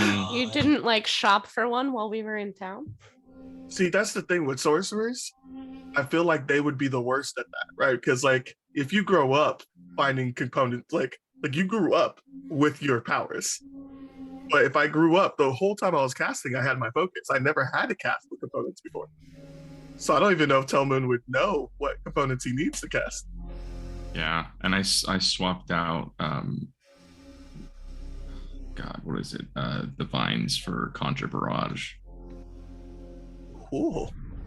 Yeah. So you guys are fine. Okay, so me and Leto will go and kill the lions, and you guys. I have Contra Go ahead. Volley. Don't kill Like, the lions. I'm like completely useless when it comes to like just taking fat guys out because I can just do one person at a time. That's what I'm saying. We'll focus on the groups. You kill the pregnant fat ones. I'm also paranoid that They're so the- far apart. I got a bow. That's it. I gotta get You have close. a long range bow. No, I don't. Or- I have a or short range just- bow.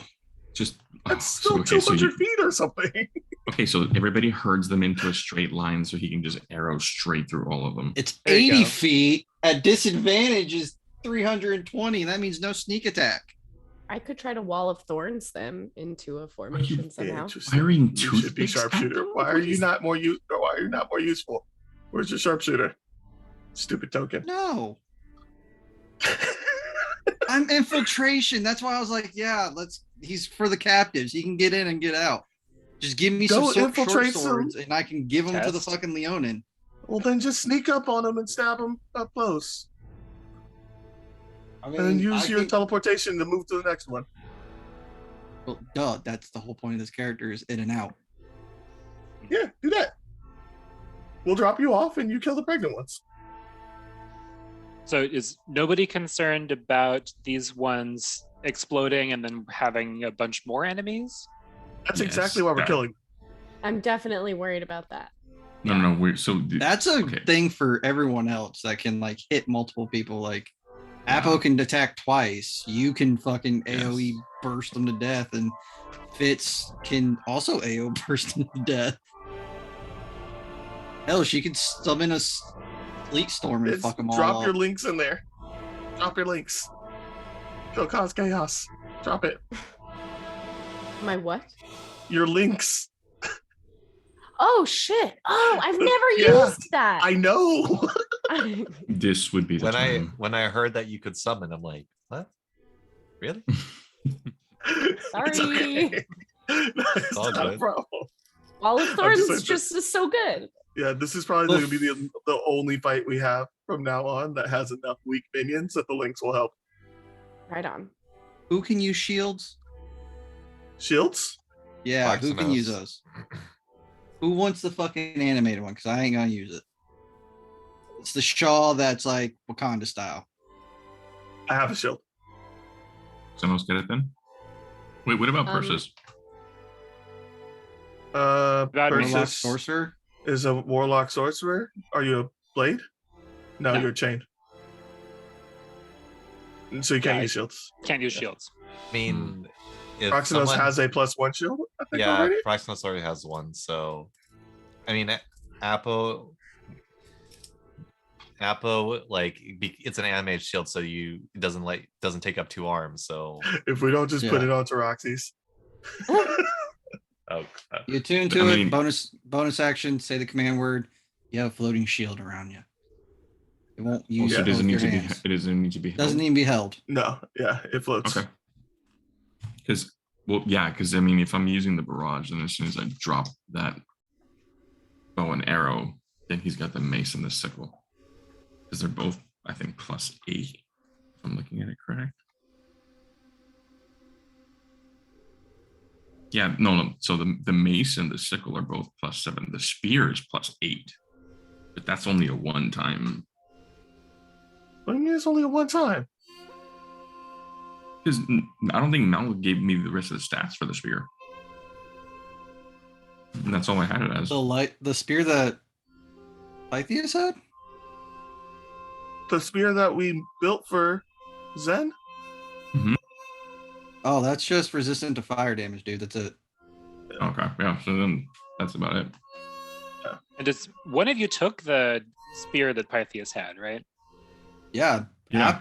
Apo The did. trident? Yeah. I Apple took it. has that too, yeah. Yeah, the accident. He uses it as a mace though.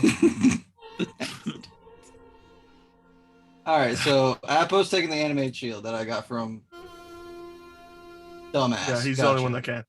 Okay, so then how do I add that?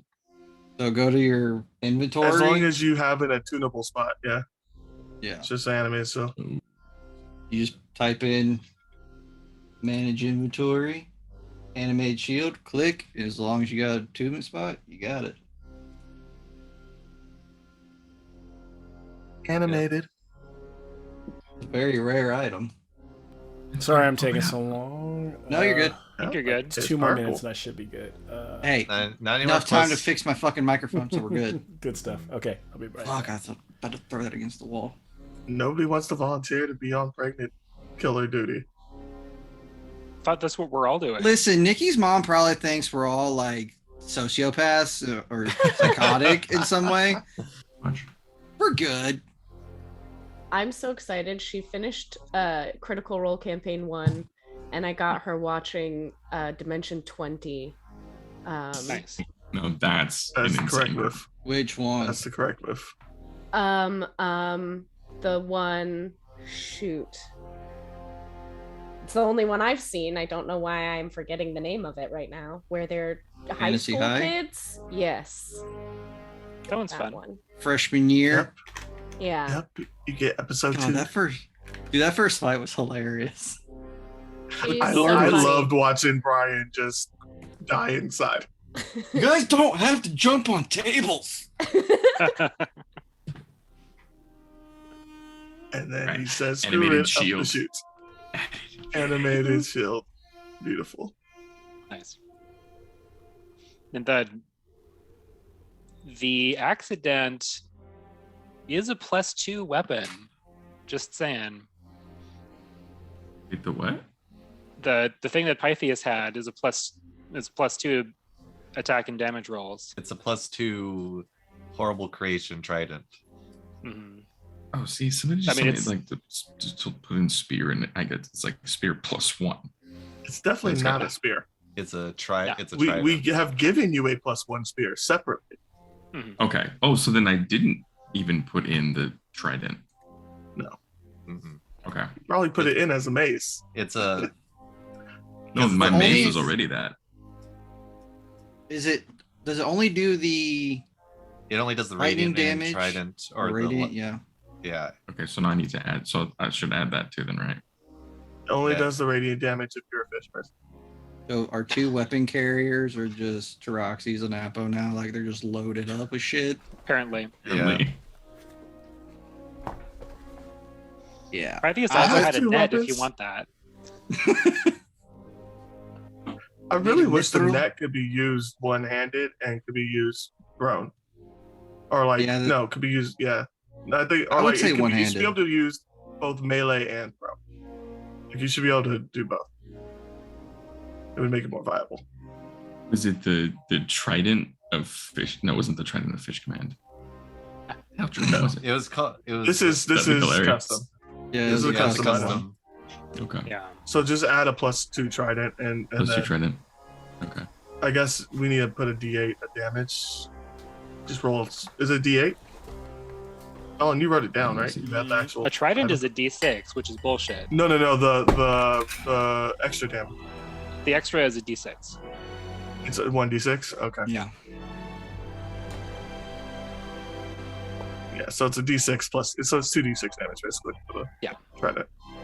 That's a +2 weapon, so you'll have a +11 to hit and a +9 to hit and the. Why are your hits so low, bro? +9? Oh. With the +2 weapon? Are you only at 16 in strength? Is that why? Who, me? Yeah. Where am I? Yeah, it's +3 strength. That's why. Yeah. That is why.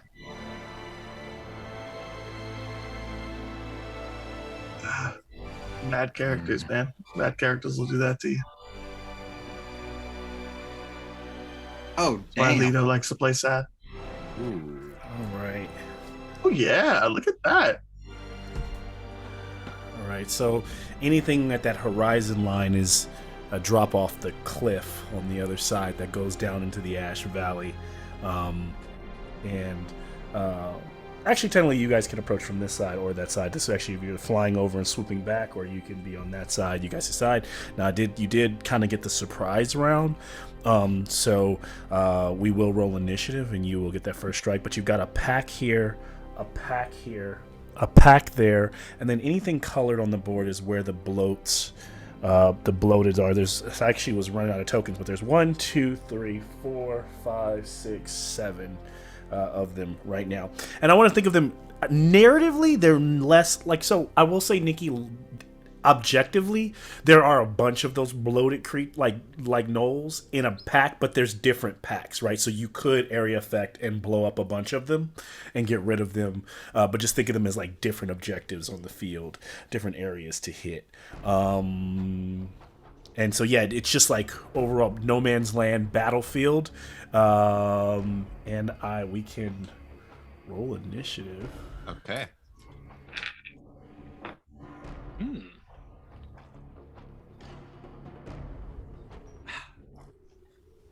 We rolled semi-loaded there. And what I'll do.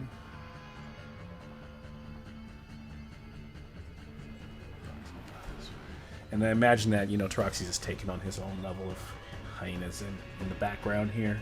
Apodexes, what'd you get? That is a 18. Mm-hmm. That fits. 8. All right. Talmoon. 17. 17. Saw Apodexis. Okay. So who got 18? That was me. Okay. Apple. Nice. Yeah, I put you in already. Proxinos. 11. All right. Leto. 28. Of course. Persis. 20. 19. Nice. All right. And of course, either way, whatever you roll, you all will get the first kind of strike or do whatever you want on your turn. And with that, since you get the surprise round, I'll go by. So, Leto, can I have perception check before you take your turn? All right. Natural 20 for a 28. Okay. And so, Leto, you are able to spot that as you're flying in, kind of far off, but over here in the corner, like behind this rock, you can see this hulking gnoll-like figure, very large.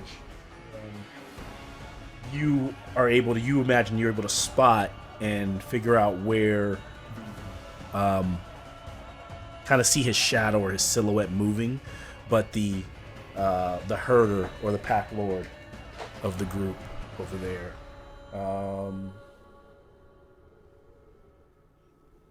So that allows you to spot yet another combatant that through the fog you didn't originally see. Let me make sure I have him in here because I don't see it. I think I do. All right, but so it's your turn.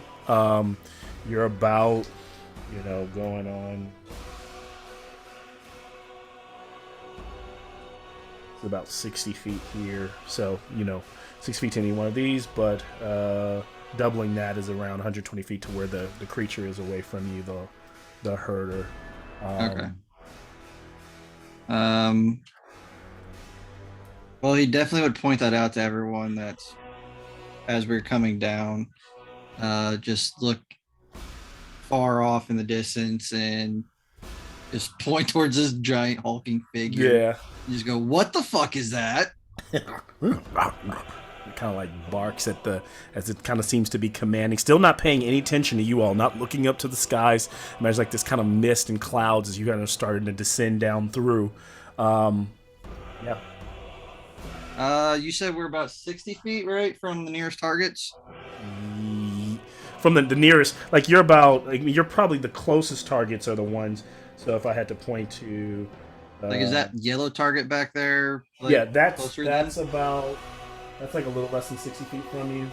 All right, sweet. This one's only about maybe 40 feet from you. This one's probably 50. These are maybe 40 feet, and the others are like 100 feet out, just about. Yeah. All right, and this is a group of hyenas, and that's a group of hyenas back there, and then there's another one right there. I don't do groups. I'm a single target person, unfortunately. So I will fire I'll fire a arrow at the yellow bloated dot, and for my bonus action, I'll use steady aim to get advantage. Okay. Thank God for advantage.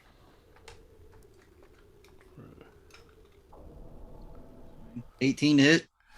And you're firing at the main guy? No, the yellow bloated one in the back. The yellow bloated in the back. Yes, that will hit. Go ahead and roll damage as you would normally, as it is still considered a knoll that's laying there. Let me die. 25 total. That's the damage. Yes. So, you like fire an arrow into it. I mean, that kills it. So, what do you think it like? I mean, I can tell you what happens when that arrow hits. As it goes into its bloated body, it starts to heavily breathe, and it slowly dies. And as it does, its stomach area just kind of splits over in a mass dark ichory mess as the knoll inside kind of slides out, but it has an arrow. You've pierced the arrow through it, right? Because you hit the stomach and killed the knoll inside. The mess that bloats dies and is no more. I don't want to hear a word from you, Jason. That's my turn. That's everything I got. Hey man, this is really how gnolls are created. I didn't make this up. No, he knows why I don't want him saying shit. All right. And for the sake of the narrative, I imagine, since that kills that entire objective, like it's literally almost like shot after shot as you're able to rain down arrows and kill off all the bloats in that area, getting rid of them, making sure that they do not spawn. Now, who's all riding who? I don't know if you're going to be dismounting, if you're going to stay on these things. So who's on who? Where are you, Leto, and who's with you? Like I imagine Taroxi's flying with his Icarus wings, but what's everybody else doing? And I imagine Proxinos, are you in Raven form right now, or? No, he would have rode along on one of the Pegasus. Okay. If it's not going to matter, if you plan to dismount, just tell me I plan to dismount. But if you're like planning to stay, I kind of want to know who's on which horse. And kind of give me a... I'm riding Toman. Abo and Toman ride together. Yep. I was about to say, I think the humans ride together. Okay, so I'm with Prox. Proxinos, it sounds like the okay then. So imagine then Tell Moon and Fitz are on one. You're with Taraxis? No, because we each have our own Pegasi. Yeah. I have Sparkles. Okay. So So- you I ain't have got Sparkles. no damn Tell Moon has Pegasus. one. Amun is no way, I believe. Tell Moon is no Mhm. way. And then Proxinos, where would you be on there with one of them? Who owns the third one? Is it Appledex's or is it The unnamed one. the unnamed one? I think Nobody, Persis apparently, was he on just follows us. Noname. Okay. Yeah, I guess I was. Huh? Yeah.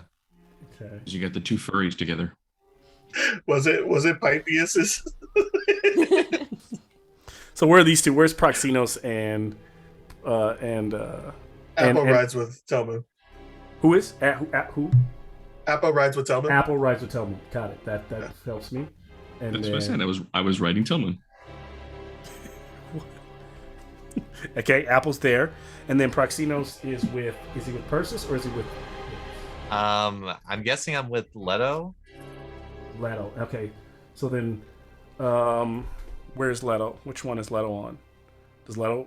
Yeah, we're getting. I never confused. got a Yeah. fucking Pegasus. You don't See, that's have the thing. one. You guys Yeah, just 'cause gotta normally- choose I've to been hop riding on. Doubling And up. 2-2. yeah, you got to and double then- up. There's definitely some double ups going on. Yeah, Usually, double. Unless two, Taraxis two, is- and unless then Taraxis dropping you Taraxis into the and battlefield. Proxinos aren't riding. Normally, that's how I it could works. have Taraxis holding literally you strapped to his chest, Leto, if you like. Fuck no. Kidding me? That's the last person my character wants to be in contact with. He'll Alright. drag me to the fucking hordes down there. It's only a double up of two. I just need you guys to be on one of the others. So Fitz and it can be Fitz and Who wants Leto to be my and- buddy, you guys? Yeah. Who's riding I with can do it Fitz? fits. I'm That's actually fine. okay. That's Okay. you're not planning The to only land, right? I know it might not matter soon, but if they are targeting these things, I want to kind of know who's who. But The okay. only reason I said me and Proxnos is because I'm the only one that ever hops on when he's a fucking giant raven. That makes sense. Okay, so that's it. You and Proxinos, and then Persis and Fitz. Okay, we got it. And then Apple and Tell Moon. All right, so you make this shot. You see this arrows raining down. Like there's a bark. Some of the this chitter chatter from the hyena seems to be conveying to the Knoll herder that something is amiss and wrong. Leto, does that end your turn? Is there anything else you're going to do there? No, I used action and bonus action, and And then if you Can't don't move jump anywhere. off or move, then you can't move the Pegasus. Only the person who is controlling the reins can move the Pegasus, and you would use the Pegasus as your movement on your turn if you're going to steer it. Otherwise, you could leap off as well and let the Pegasus do whatever. nope, I am a rider, not a steer. Mhm. All Let right. that animal handling guy do all that shit. Yes. So your shots go off. Could be pretty easy here. Persis is up. Yeah. So the herder is alone at the moment. Alone right here Okay. over in the back next to one of the groups of bloats. Okay.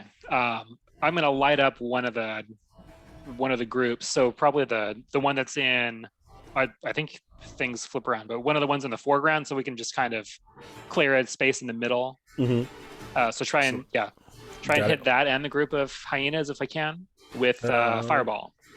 Ooh, so 20. So Maybe 20-foot radius. that's about right there. And you're trying to hit that, and yeah, you could hit a few of. So you could hit this, and get a couple of the hyena there. Yeah, let's make sure to get the bloat and some of the hyenas. Yep, Yeah. got it. Yeah. So the bloat is definitely getting got. So you got Yeah. deck Okay. saves. Let's see, the bloat is going to be disadvantage, of course.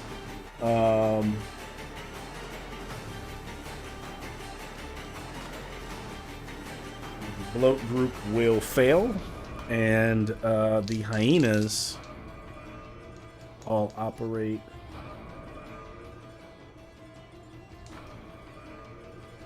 That is a 14. I don't think, does that pass for the hyenas? That's a fail.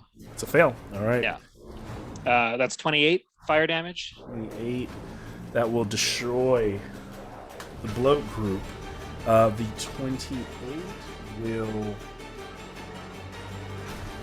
will kill two of the hyenas in that group there. Sweet. And for a bonus action, I'm going to quicken Eldritch Blast Nice. and aim at the guy in the back, Okay. the herder, because it's within it's in 120 feet, right? Yeah, you got him. Yeah. I think those are going to miss though. Let me see. Oh yeah. Well, a 12 and a 13. And that should be a hit. And a 26. That's gonna hit. The 26 definitely hit. What was the other one? The 13, I don't think is going to 13 hit. is gonna miss. Yeah. But the 26 for sure. Yeah. Okay. Okay, so that's 8 force damage there. Okay. Take it. So blast of force damage hits the herder. Makes that 8. Mm-hmm. And they don't get any actions this turn. So really, we're going through you guys' turn. So really, just so you guys know your layout after Persis, it's going to be Apodexis, if I'm not mistaken. I'm a passenger, so. Oh yeah. Yeah. Then so wait, Persis. I got Leto, Persis, Apodexis, Telmoon, Fitz. That's the order I got. Yeah. And then Taroxis, of course, doing his own thing, killing some highness. So. Oh. Right. We're within 150 feet, right? Yep. Of him. Ooh. That's going to be 21 for the first one, and then 18 for the second shot. And Persis, I meant to ask you for a perception check. It's not to cut you off, Apple, but just whenever you can, give me your perception. Ooh. Probably a fail. Okay. Yeah, no. 6. So everything looks as it does to you. Apodex is back to you. So the first shot was a 21 to hit. Who are you targeting? The big guy. The big guy hits him. Okay, and then the second one was 18 hits him. Okay, so that's gonna be 2d8. So the first shot is gonna be 6 and then 7 for damage. 7 damage, 6 and 7, or just 7? Yeah, 6 and 7. 6 and 7. Okay, so he takes. You see, like these arrows like land in his hide, and he kind of like scankers back. He's got this huge, kind of almost like mohawk of hair. Kind of yips and yelps as he gets hit. He's got a flail like wrapped on his hip, but he does have a bow that as he takes those, he pulls it out and starts to kind of look to the sky, looking for I forget the name of the artist, but almost in old school claymation fashion, looking to the sky for the enemy. That is anything else? You hit him with both of those.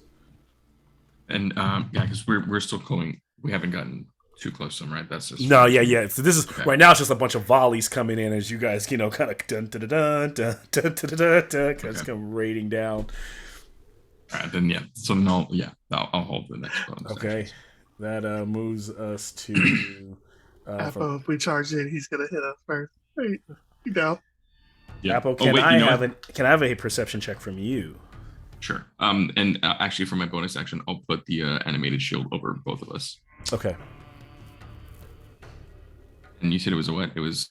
Oh, animated shield. It's let me pull it up. No, I have it. I'm using it for the bonus action. Yeah. It won't go over both of you. It only works on one. It's only in front, right? Oh, yeah. Okay. It pretty much is a shield where it doesn't really require you to use use your arm, use your hand. So you can have like two weapons and have that shield floating in front of you. So basically you kind of like drop it over kind of creates a force field. But it really is just for you. Yeah. Okay. And then what did you need? You need a perception. Perception check. That is going to be 12. Okay. Everything looks as it is, as you guys are descending, we move to Telmoon. My hair. What? Telmoon is reckless. So Telmoon is going to go ahead. I know this is hard for you, DM. So I'm going to choose to go in the direction of the rocks. So you can just put us over there like we're still flying. Okay. Yep. Oh, yeah. Right Oh, you going to move everybody? Okay. Yep. So wait, where y'all? Yeah, you guys are going to go. Yeah, I try to choose high ground so you could just put us up and there put still. us over here, but flying above. Yeah. We're flying still, yep. Yeah. So that's Got my it. movement, right? Because I moved the Pegasus. Yep. And I'm still within 120 feet. Yep. A big dude, I'm assuming. So I'm going to go ahead and I'm gonna cast mirror image on myself and then quicken a firebolt. 22 to hit. Okay, that's gonna hit. That is also 22 fire damage. All right, so he's up. So this fire starts to roll over the knoll, the big one, taking that. How much? 15? You said 20? 22. 22, yeah. You start to realize you're just pelting him with damage. He's starting to like stagger back from the damage and looking, starting to look like he's kind of getting bloodied here, but holding on. Are we all making perception checks? Yes. Okay, that's a 16 for Telmoon. Okay. Everything looks the same, kind of like you're able to kind of really spot through the fog, kind of, what you're perceiving. I about this one. After Telmoon, we got Fitz, I believe. Proxinos. Then Fitz. Okay. And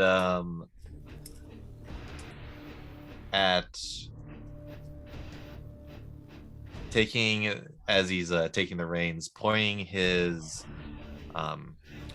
staff over our very large friend over there, you would see that clouds would form overhead. And I need a dex save as I'm casting a 5th level Cold Lightning. Ooh. And that is a big, you probably can't see it, but that's a big whopping 2. So that's going to miss. I know his modifier is not going to beat.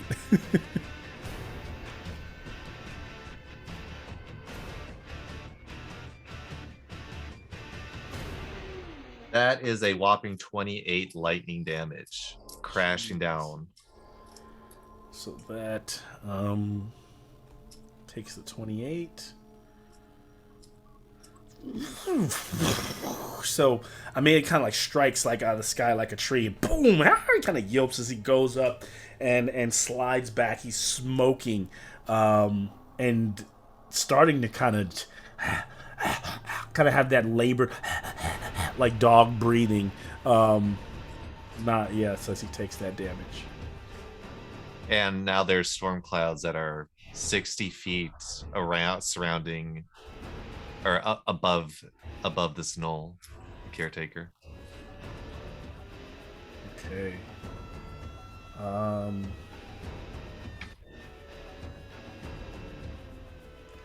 And if that, so as those storm clouds form around the giant knoll, the herder, we move to Fitz.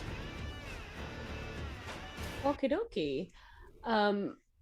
Fitz is going to pull the bow and cast Conjure Volley at this group. Which group? I'm circling it with my mouse like you can see it. The one in the front here. I can kind of go like that one, that one, that one. Or one closest to the camera. And okay, close. And like, oh, you know what? Might even be two. That doesn't look that great, but I mean. Bam. It's all good. Go back to the other place. You can just use the red stick to point stuff out. I think that'd probably be most efficient. So the one like this one, that one, the one behind you. The Who's one that is like on the furthest, it's on my right side of the camera. Okay, so yeah, so I'm thinking is the one directly in front of me right here. That one, yes, Yep. yes, Okay. sir. Yep. I'm gonna cast Conjure Volley. Okay. And that is instantaneous. It's a 40-foot cylinder. Okay, that's gonna 40-foot cylinder. 8. That's gonna get all of them. 8. Is it a saving throw? I don't know. Hold on, I'm reading. Okay. I'm gonna fire one arrow, and it's gonna duplicate into hundreds. Oh shoot. And fall from above. Each creature in a 40-foot radius, 20-foot high. Dex saving throw. All right, each creature. And it's a save of 16.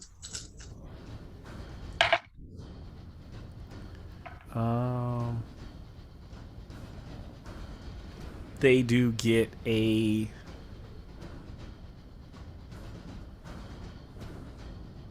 21.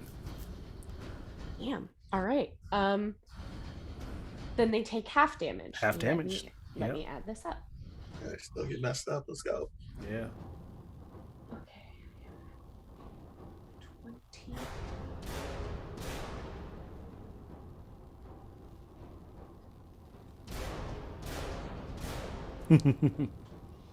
Okay, so it would have been a total of 40 points of damage. So it's All 20 right. points. So that will wipe them. It would have been 40 points, half.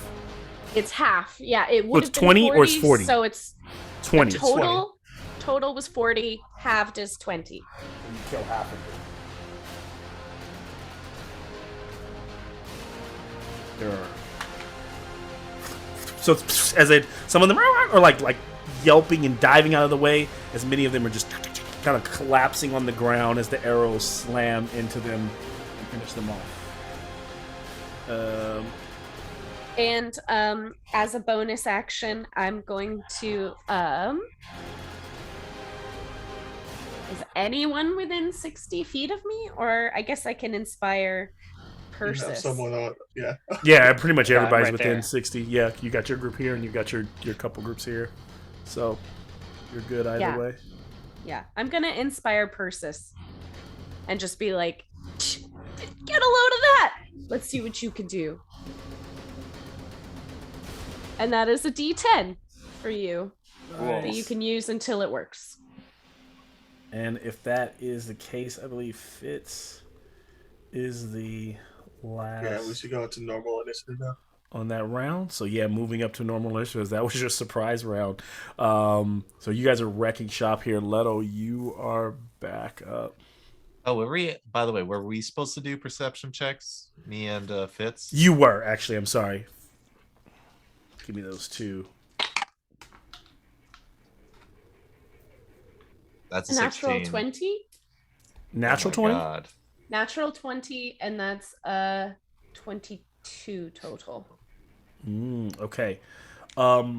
So Fitz, you notice that over like right above where as you look over right above where Telmoon is hovering, there was a figure kind of cloaked. It almost looks like the rock or a shadow is moving, and you realize the figure is like is invisible, but is standing there. There's a large figure standing under them in that rock area formation that seems to be kind of looking up and standing in one of the rock formations, one of these, in the shadows of one large figure looking up, and you can kind of see almost like for a second, maybe like Predator style, where like the light glints right. It just looks wrong, where you can tell that the figure has its hands outstretched. A large humanoid figure, no bigger than the Knoll figure here, but for for a glimmer a second there. Still have disadvantage on it if you attack it, but you've noticed it. It's invisible and it's standing there,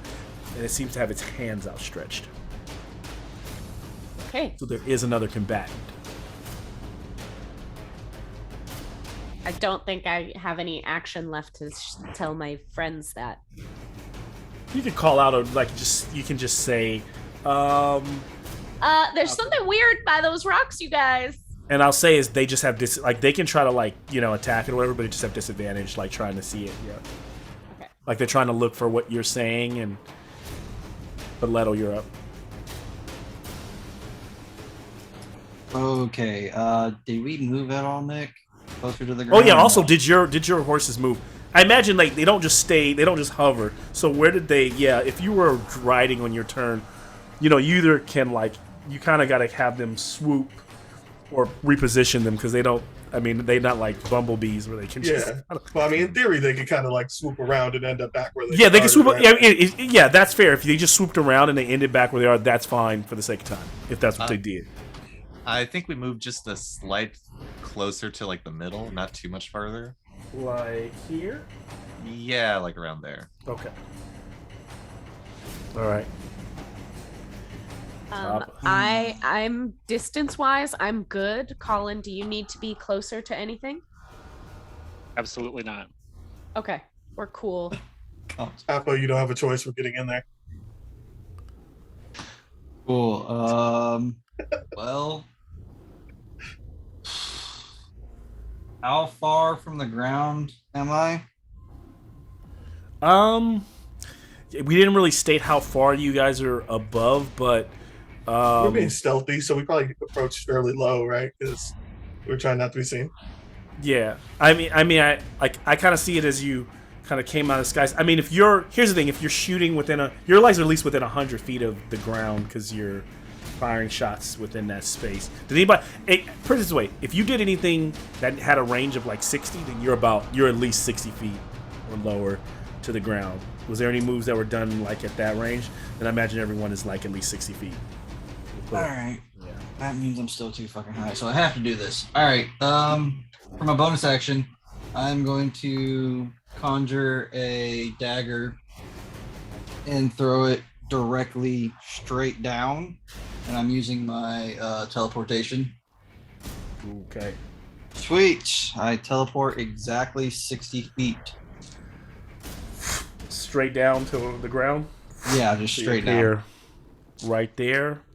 Amongst all these dead bodies, all these corpses and carrying on that stink, and the couple of vultures take off as you land magically there.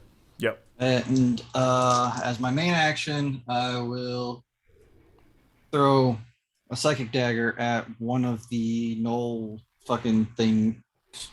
These guys or the big guy? Or no. The ones in front of me. Hyenas, yeah, yep. The hyenas. It's going to be 25. It's going to hit, definitely hit. Okay. This does not have sneak attack since no one's nearby and I don't have advantage. It's going to be 10 psychic. 10. So as that power slams into that creature, it slams into another, and one's head is literally the lights, the psychic energy going through it. The lights are going out, but it causes it to slam into the other, knocking the other creature off its feet. Kind of a 2-for-1 here with that, leaving only one hyena there. And that will be my turn. Nice. Persis, you're up. Okay. And since Fitz pointed out the invisible thing, I'll yell out, "Why don't you show yourself?" And I will fire off some Eldritch Blasts at it. Ooh, okay. So you can kind of see it. So Persis looks over. It's kind of right over there, so disadvantage, but there's still a chance to hit it. Okay. First one, and I can use the inspiration until it works, correct? Correct. Okay. 1d10. Okay. First one, disadvantage is a natural 1, so no. Second one, is 18. Hit. 18 does in fact hit. Okay. So that's 10 damage. As it takes it, that Eldritch Blast kind of flourishes out, slamming into it. Let's see if I can hold it. So as this gets hit, suddenly the shrouded figure kind of casts off its cloak. That is this giant, gray-skinned Cyclops staring up at you, but wearing the leather armor with the symbol of Mogus on it, angrily reaching out towards the skies.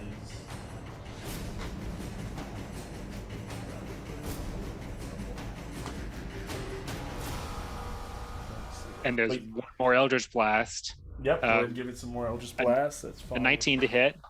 That will- And that's 9 damage.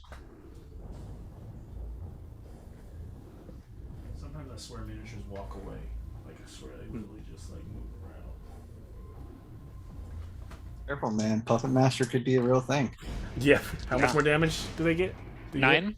9 takes it.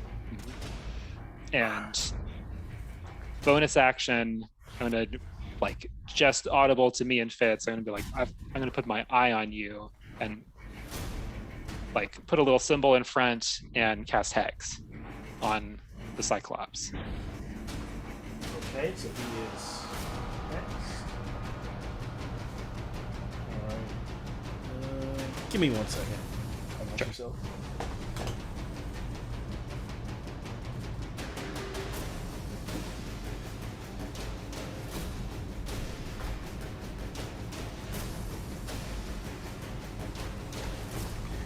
He did in fact fall. Oh no. Ah, there is a guy there. Okay. Yeah. All right. So the Cyclops is there. You've hit him, tagged him, Persis. Anything else? That's all I've got. That's all you've got. As this happens, the Hyena pack goes rushing in on. Just kind of like they're starting moving at a rapid speed. Look at that speed. They've got 50 as they just rush across into our Leto. Persis, drop a fireball. And so they will attack. I would welcome that so hard right now. Oh, I'm so fucked. 28 to hit. Fuck yeah. And they will do.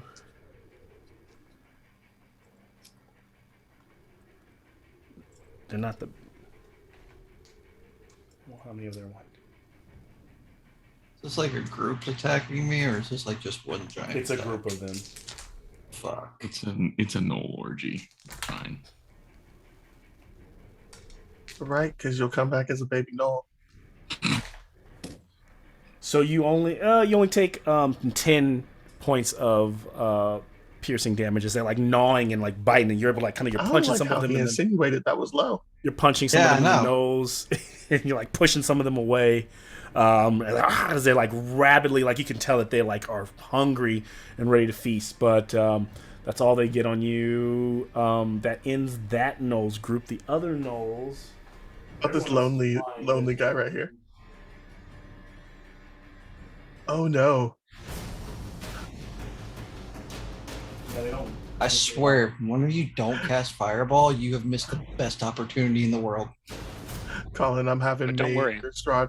I'm having Mage or Curse of Strahd flashback. You feeling it, Renee? You feeling it? Yeah, wasn't I in this situation? God, I'm missing Garrick right now. Fuck. Actually, these are just gonna dash. So there it goes. It doesn't matter. I'm in a mosh pit. Yeah.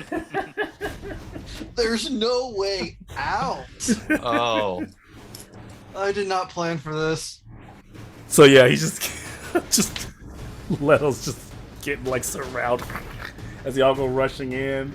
That would get one actually there was one hyena that I missed, and that one would get only that one's not gonna hit. Okay.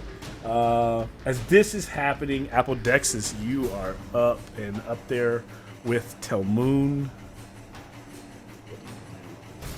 So okay, how far are we from Leto? About you guys are in the sky 60 feet, right? But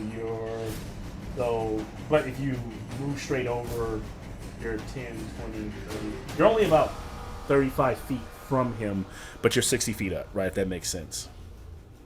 Okay.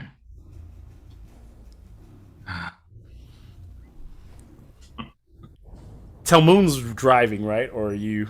Yeah. Yeah, I'm fine. I'm driving. I mean, I do have a Charlatan stride. We could just drop right in there. I can't help you. Troy. The only thing I have is starting with. Yeah, I'll do that. So bonus action, Charlatan stride right towards that pack.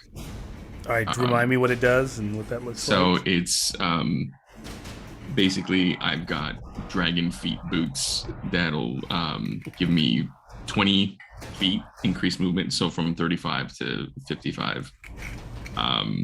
Where'd you get these? Is this a spell or is this an item? Yeah. It's a spell. No, this is a spell. Yeah.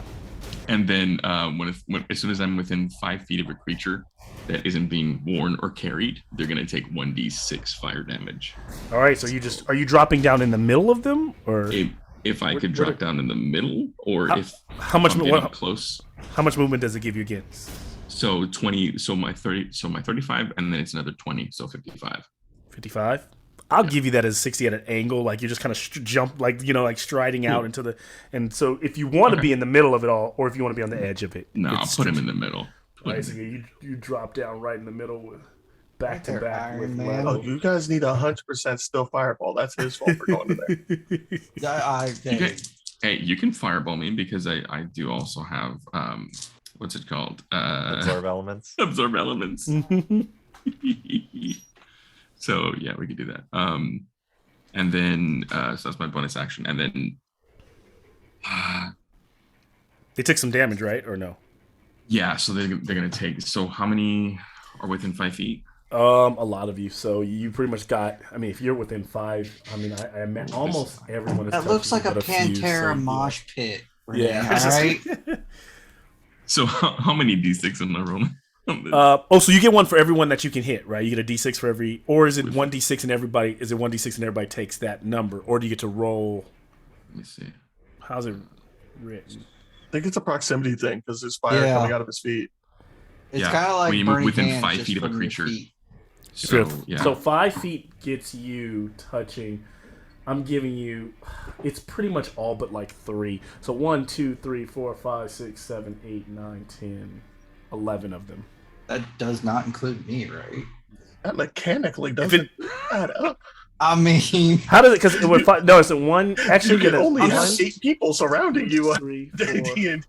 Oh no, we don't apply by those kind of rules. These things are clamoring on top of each other. Some of them are at his throat. Some of them, all that so like base to base stuff. Yeah. These are like, this is a swarm mode, right? Yeah, like they're climbing on top of each other. You guys are like, if this was a cinematically, like you would be like in the middle as they start to like trying to like I'm in the middle of the zombie horde again. Yes. Yeah, basically. All right, so he's in the zombie tendril. All right, so I'll roll 11d6. Here we go. Jeez. Where are you? There we go. All right. Good use of that spell. So each one takes this separate, or is this an add up? You add up all this, and that's how much damage. Each one takes 1d6 separately. Each one, yeah. Okay. So that's where I mean, they're very weak, so it might be easier to roll them separately, or you have to go through them separately and tell me. I go through and tell me the separate numbers. Okay, so that we can do. Actually, you know what? Let's make it easy. Just total it up, because either way, they're kind of a horde. So I'm just gonna take them all off. I'll just kill them as you beat them. So yeah, that's easier. Okay. Well, What's the that. total? What's the total amount of damage you did? the total was 41. Okay, so if I go past the amount that you touched, I won't count them, right? So Right. one, two.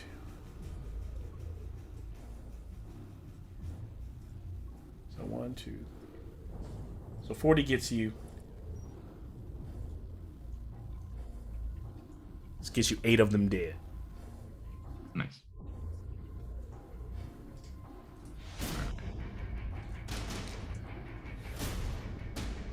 All right. So 8 of them just vamoose, gone. Nice.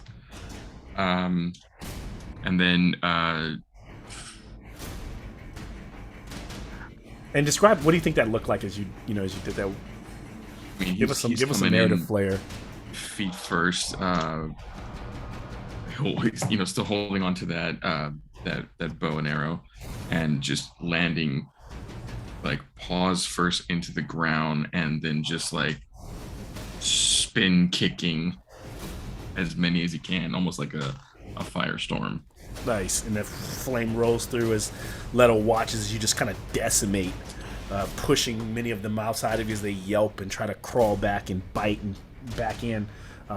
These are not normal creatures. They are not ready to run, but good shit.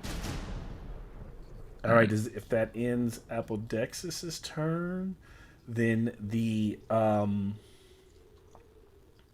figure back there who's just been revealed by those attacks will look to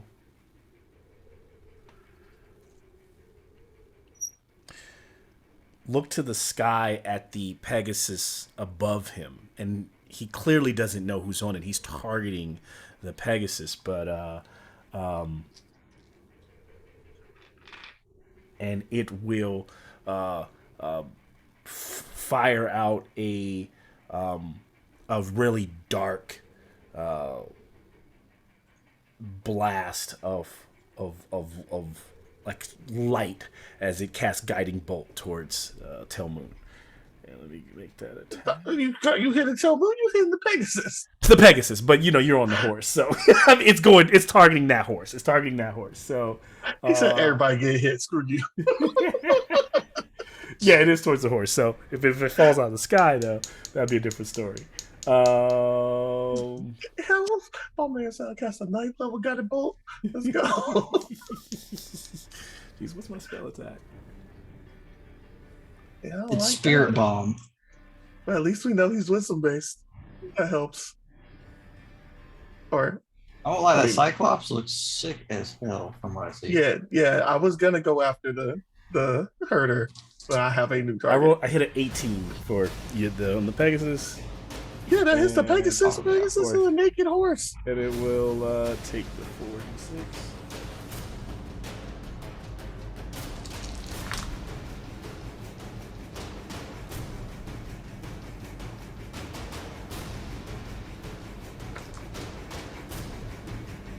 Upcast it, 17 points of I'm gonna call it necrotic damage, but normally would be. That's just mean. He's mean. As so your horse kind of shunted by the blast as it kind of comes out of the sky, starts to you all are kind of like weaving, and it starts to kind of drizzle rain from the clouds above, from that crash, the dark clouds that Proxenos has put above this creature over here. That ends his turn. He'll just move, and he'll kind of give himself some cover and try to protect himself behind that rock. Yeah, you ain't getting no cover, brother. Yeah. Brody. We coming after you.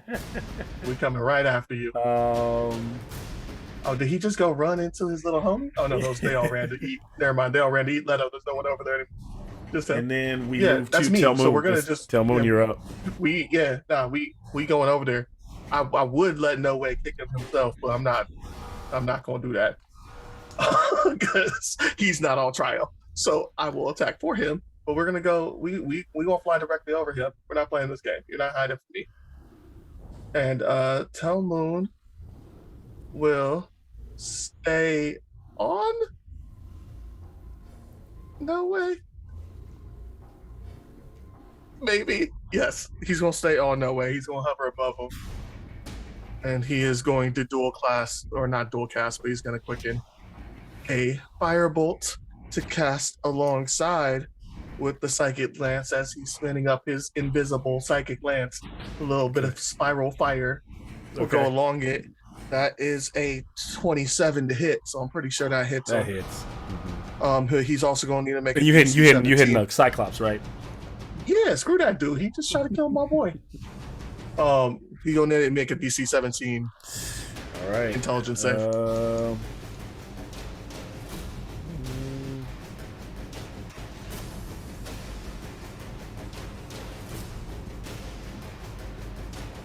Okay. Oh. You said wisdom save or intelligence? Intelligence. Bro. Ooh, that is a 14. Don't just look at your good ones. That's not 14. enough. That's not enough, sir. So he is going to take. I cast this at 5th level. Uh-oh. So he's going to go ahead and take 8d6 psychic damage. I'm not gonna roll that. No. Well, 8d6 for me. Not bad. Okay, so that's 30. He's taking 35 psychic and 17 fire. 35. Oh, 45. 17. 47? No, 52. He's taking 52 damage altogether. So as he screams out as it gets through and he closes his one eye, kind of grabs his head, and then the fire rolls across him all in one blow. It throws him off his back to where he kind of slams against the ground and rolls over, and then but comes back up on his feet. And he's kind of like dazed for a second. You could tell that hurt a lot. He kind of looks bloodied and out of it for a second. You're muted. You're muted, Talmoon.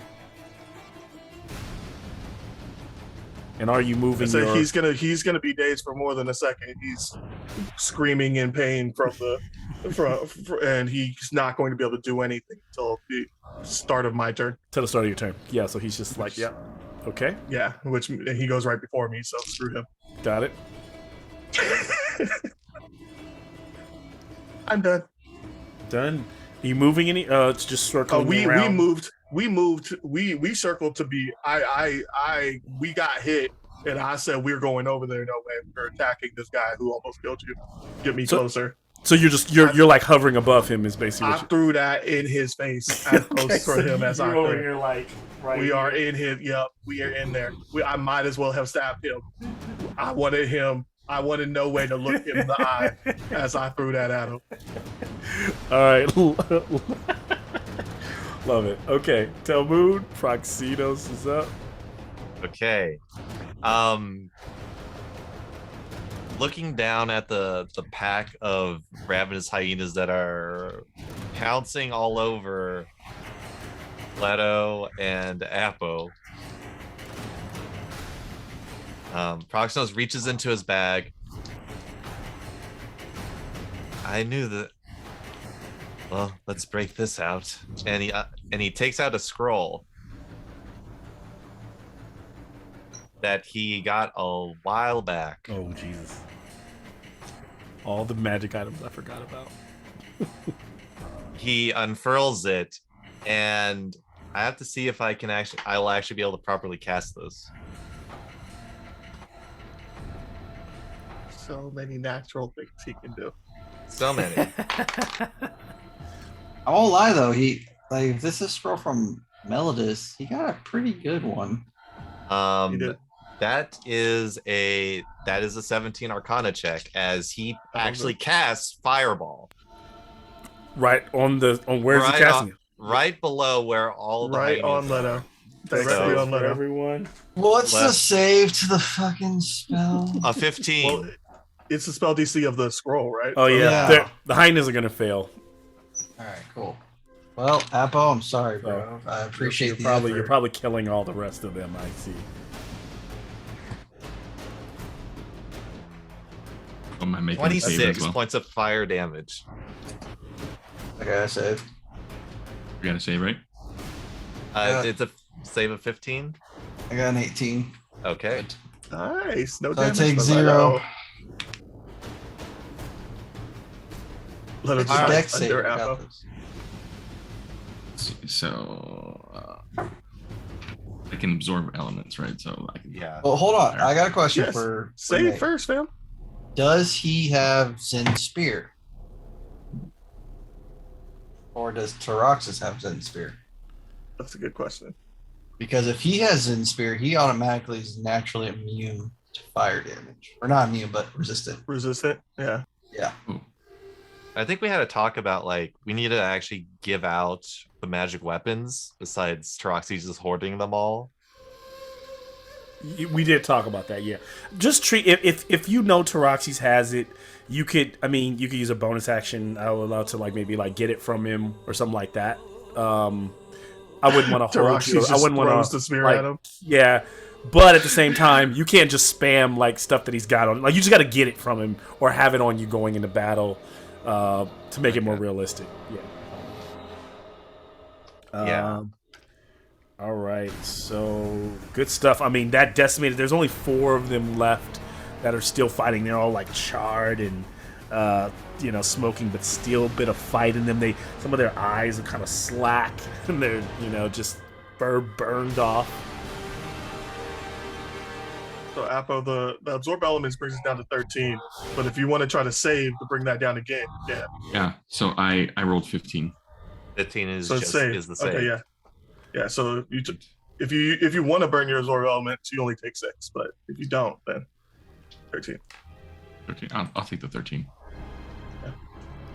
All right. We're at Proxies, are you done? And that will be my end of my turn. Fitz, you are up. Okay. Are there other packs, or did they all converge? They all converged right there. What? We dropped food on the ground. Yeah, like it was like they went straight for it. So You great nugget. move there. Great move, Leto and Alexis putting yourselves out there because they went straight for it.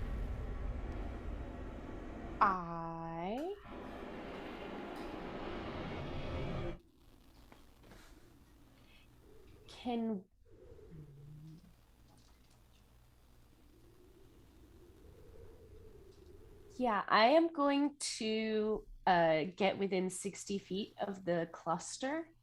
Okay. And pull out my piccolo and blow a very discordant sound and cast Shatter. Okay. That's a con save of 16. They're weak enough to they only get 1 roll now. We really don't like you. That is a no fail shit. for everyone in there. They fail again. Boom, as they're trying to feast on Leto. Hey, Fitch, your con save's like really low, right? The 16? I failed. Sorry. I got 13. Okay. When she says, "Give me an easy mission so our party members don't die," she means an easy one so she doesn't have to kill our party members. I mean, I'm sorry. I thought you would succeed. I'm really sorry. I'm a squishy roll, but it's okay. It's fine. We have 2. I forgive you. I'll heal you. Okay, wait. What do I need for the I concept? won't be near you. A 16. 16. Con save. How much damage do they take? 18. 18? Oh yeah, that wipes out. No. 18. 18 for my con save. Oh, gotcha. Yeah. I you failed. passed. Well, then good. You passed. Apo, pass. Apple Leto, only takes fail. half. It's gonna hurt. What level did you cast this at, Vince? 4th? Oh, I'm sorry. Did you say 4? Oh my gosh. I'm just gonna. That was unnecessary for 4 hyenas, but I'm gonna go for 25 Well, damage. she saw 2 party members and said, "This is the opportunity." Fuck you. give me that damage. Yeah. Go ahead. Give me that damage. all right. I love it. preemptively hit 25. Hey, I rolled like crap. Okay, so at least there's that. Still Hold on. 4th level spell. Does absorb elements work on thunder damage? Appa? Yes. Remember, only poison it won't work on. Just give me damage. These I'm guys sorry. It's only like 18. It's really Oh, crap. that's not bad. Oh. I was just panicking. All right, that wipes out the rest of them. I gave myself cool. I took I 7 rolled HP. 2 3s, you guys. Phew. Leto play dead so they don't shoot. That you'll be safe. Fuck off. Just let them gnaw on your ankle. It's fine. I'm It's teleporting fine. the fuck I'm out sure of here. that I don't this. know about I'm y'all. sure that this herder in the back is not going to do anything crazy. He doesn't mind. I mean, he's been so slow to. He hasn't had a chance to really. I'm not gonna be there when it comes to my turn. I'm sure he's not going to just make all the other bodies explode and Fitz, is just your burp turn done? babies on This you. ain't Diablo. Stop it. Anything else?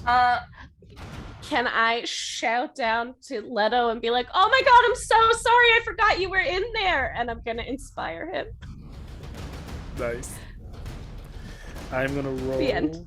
a d6. That is 5, and then I'm gonna roll a d4. That is 3.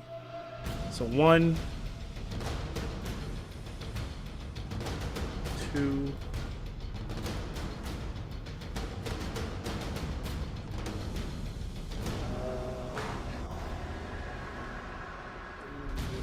3.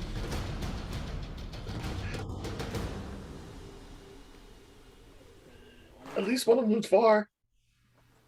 Wait, how many fat guys did we get rid of?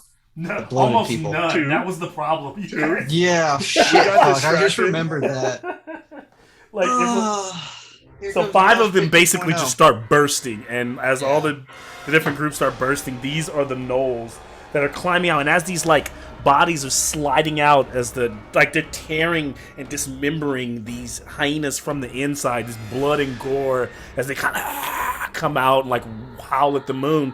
They look down and they're on a battlefield. So they literally just grab short swords, or they grab a short bow. They just like start picking shit up to kind of fight with. Might have muted Fresh. because if Fresh I've run ideas. out, then it does not matter. There won't be more. I think I've run out of gnolls. So, but 5 of them burst. So 1, 2, 3, 1, 2, 3, 4, and 5. Instead of the number that would have come out of them, I'm just gonna spread. So at least there has to be at least 1. Oh, so I heard each one of that. those represents 3. Yes, just let's think of it like that. Yes. Stop putting die down. I heard about Alright. a house where like you don't have the minis for Did you it. see that? you can't use it. Well, I kind of limited myself that way. So so these gnolls are just kind of bursting out of these bodies. Kind of you hear like, and you kind of like see these like in the middle of the night, like out of the fog, these black things kind of yipping and grabbing weapons and rushing. So these 2 rush in. That one will not get a chance to attack. The rest of them, as everything else is firing off, like they're just makeshift firing off arrows towards the sky at the Pegasi. So, how many shots at the sky? A Pegasi? Oh, 1, no. 3 shots at Tel Moon. I tell Moon, right? Tel Moon's. If I say it's used, like it's at your Pegasus. That's only one of those is gonna hit. I think another one's gonna miss, and then another shot. The flash. So one hits that your Pegasus. The other one towards Hard 'cause Jason Fitz's. cares, but tell him. 18, 22 towards Fitz's Pegasus, and then one Was more that shot. to hit or was that damage? That was to hit, and a They have 19. they have the +2 for the. Yeah, they have armor a that we 14 got. AC total. Yeah. Actually, they're That throwing. still is hitting So the him, one, right? the one that hit you, the others are shooting short bows. The one that hit you, Fitz, was like throwing a spear. It's not going to matter much. I'm not gonna. So it's 1d8. So, so the spear will do to Fitz will take your Pegasus will take 8 points of damage. Tel Moon will take hit you twice. So 2d6. 10. Sorry, Fitz, the Pegasus should take 10 because I didn't add the modifier. Telmoon, Okay. yours will take 15 points of piercing damage. The gnolls rushing in attack Apodexis, and No way is bloodied. and they will come rushing in. Are they only attacking Appa, or are they attacking both of us? I'm trying to decide who they're attacking. Is if they attack you, then I've got Sentinel at least. All right, so they're One. Bring it on, bitches! How many are there? Yeah, attacking with their like I don't even their see my glaives. character. 9. I don't even know where I am. 1, There's 9 of 17, 18, 19, 20. 21 will hit Apodexis. 19 to Leto. And Yeah, hit. one more. And then one more to Leto, which will miss. So one to each of you, doing one. So Leto, you'll take 9 points I of will damage. uncanny dodge that. Okay. Hell yeah, you will. And then And Fuck I got that a nat bastard. 20. I got And a then nat 9 20 points. on one who Okay. attacked Leto. So 9 points of piercing damage to you, Apodexis. And that's all the gnolls for this turn. Then Clap back, Apo. the herder will Just give him damage. yeah. okay, yeah. So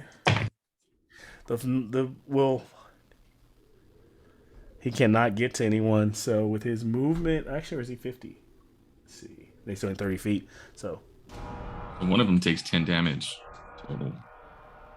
Oh, one of them takes 10? That's off a Yeah. crit, my man. So he's running in. He still doesn't get. Actually, is he within 15? If he has a 15, next time, but he's dashing. So yeah, he will not be able to attack this turn. Another one of them takes 10. You said I'll give him that 10. As you shoot, this like hulking creature just kind of lunging, running towards the figures on the ground.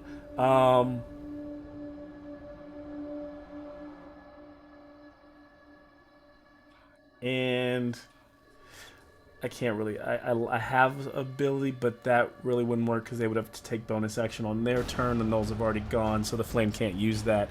All right, we're at the top. Taraxis is like killing. I imagine there's like some other gnolls in the perimeter that Taraxis is flying by and swooping up and smashing with his hammer. Top of round 3.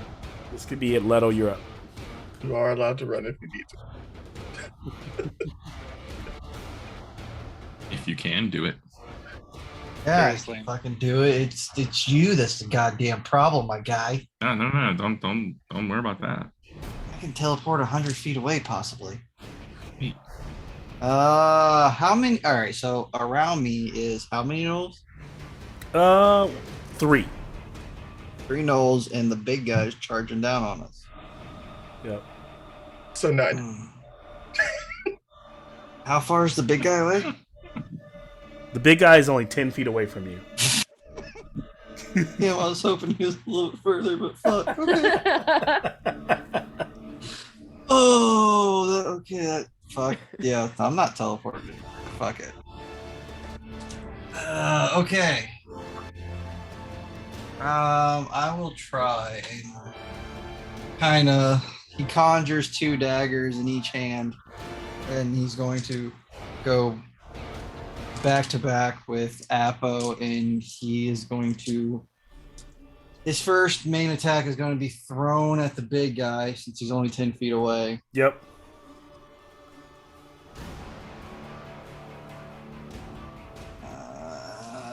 Does a.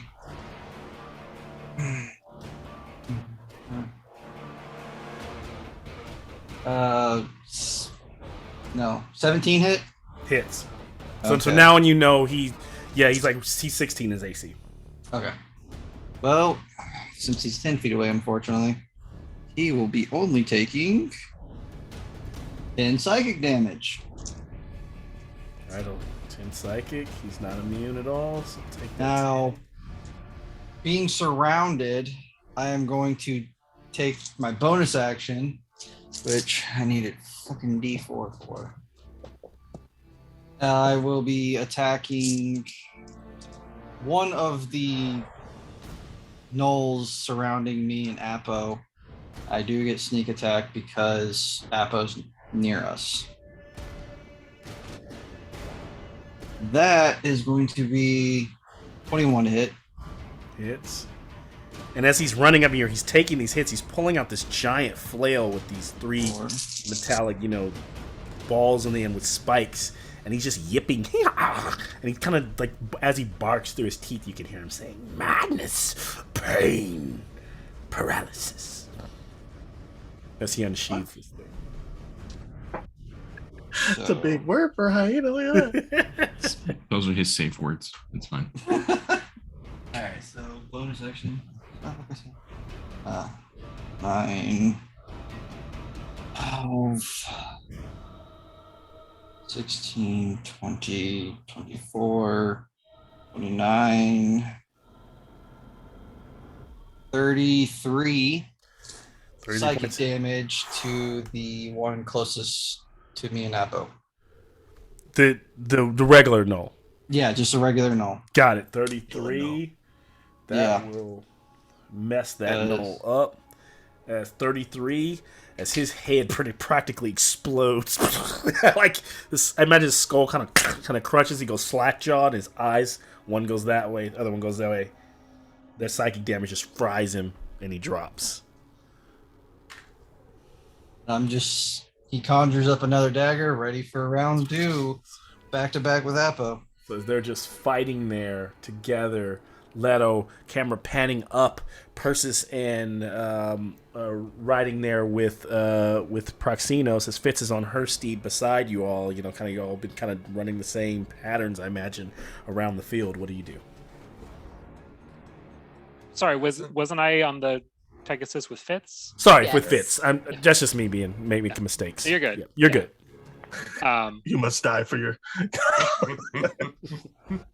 Chris is gonna lean over and yell out, "Hold on!" And bonus action, Light is gonna surround Leto, and you get. I don't know. Okay, you get 12 hit points back. Here you go. That's the bonus action because the fireball is coming right after that. And there were 7, 2, 5. Yeah, so they actually, because you guys burst 2 of them, right? 2 bloats and then 5 bursts on this turn. So there actually are no more. Yep. Okay. Oh yeah, I love that divine pool, man. It's so useful. But yeah, fireball's gonna come down on the gnolls and the big guy and both my allies down there. Sorry. Damn, you guys are anyway. just getting rained on. Like I'm good. I definitely what's the passed save? unless you're They're like, high. bring it. Save is 17. Jeez. I got a 19. Let's Save is fucking go. Nice. 18. Yeah. What level No, of fireball no. is this? This is a 3rd level. It's just regular Okay. fireball. Gnolls fail. Yeah. The 2 gnolls fail, and the main big guy will dex save. I think he's gonna fail that. Come on. You said what's the save? Oh, it's a 17? Oh yeah, fail. They- Yeah, so that's 29 fire damage for full damage. 29. Will So burn 14 to both of Apo, them unless you do away, absorb elements. finishing off them 20. Doesn't he still have absorb elements out? I never You took never the did it. damage. Oh, Yeah.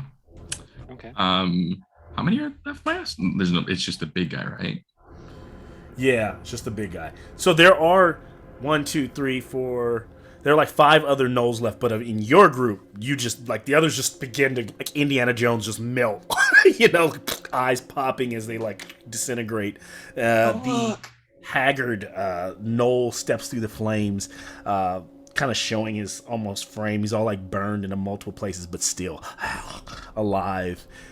Still kind of almost chanting his the paralysis, madness, and kind of swinging for Yinagu. But clearly faltering here, like in his madness, about to go down any second. That's all I've got. Good shit, Persis, as you blast him. Versus kind of as your party's kind of picking these things apart. Apodexis, you're up. They're on the ground in the middle of it. Okay. So I'm going to, because I did use absorb elements for that one. I'm rushing him and hitting him with the mace, which is going to be 25 to hit. It hits as he's gonna rush So that's the first one, and then the second one is, no, damn it, that's only 6. All right, so at least one of those hits. So first he's taking a d6 fire damage. So that's 3 fire that he's taken. 3 fire. It takes it more fire burning the snow. That's what he gets, that bastard. And now he's gonna take. He's getting worse. His initiative is so bad. Ooh, and that's another 7 damage total. 7. He'll take it. Anything else? And then he's still holding on, still fighting. For his bonus action, he's going to do Daunting Roar. So you need a Wisdom saving throw. Oh, also, damn it! I only had 2. There were 3 gnolls that attacked you all. Each one of those was 3. Yeah. There was 3 of them. So when they die, they get rampage. Actually, no. Yeah, it can make a bite attack as it dies. So all 3 of them will strike as they were burning. So as they were burning, they were literally like leaping to try to bite Leto and Apodexis. So just 3. 15, 19 for Leto. Apodexis, 18, 22.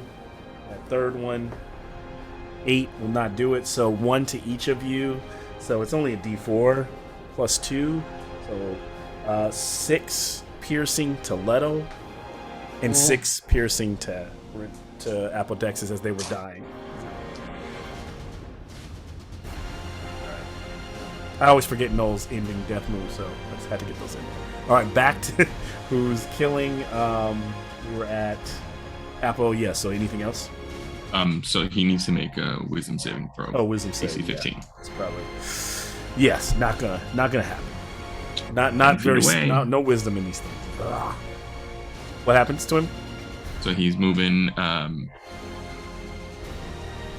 It is.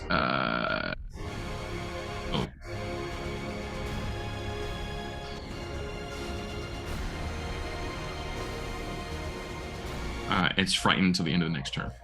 Okay, so he just can't move towards you. He wants to be. He's just frightened. So he literally kind of steps back and he goes, and I imagine like what he can see is like this aura over you.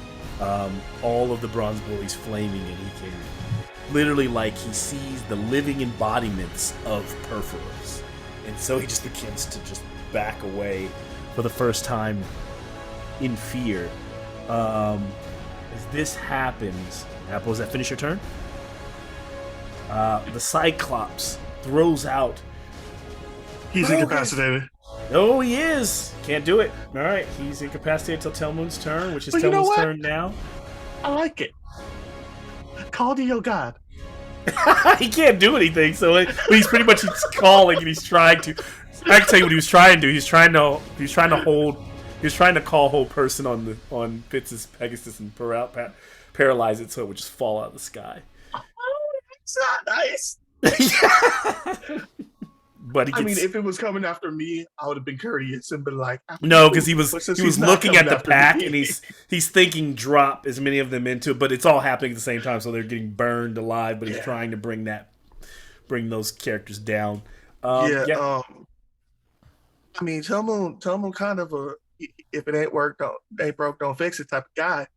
So he gonna go ahead and spend his 2 sorcery points and do the same thing, run it back. I need that intelligence saving throw. Yep. This time I'm only gonna do it at the 4th level since Leto's 12. mad at me. 12 is the number. I know that's a fail. Leto thinks we're using too many of our spells. So 4th level. All right. Oh, Google just hates this dude.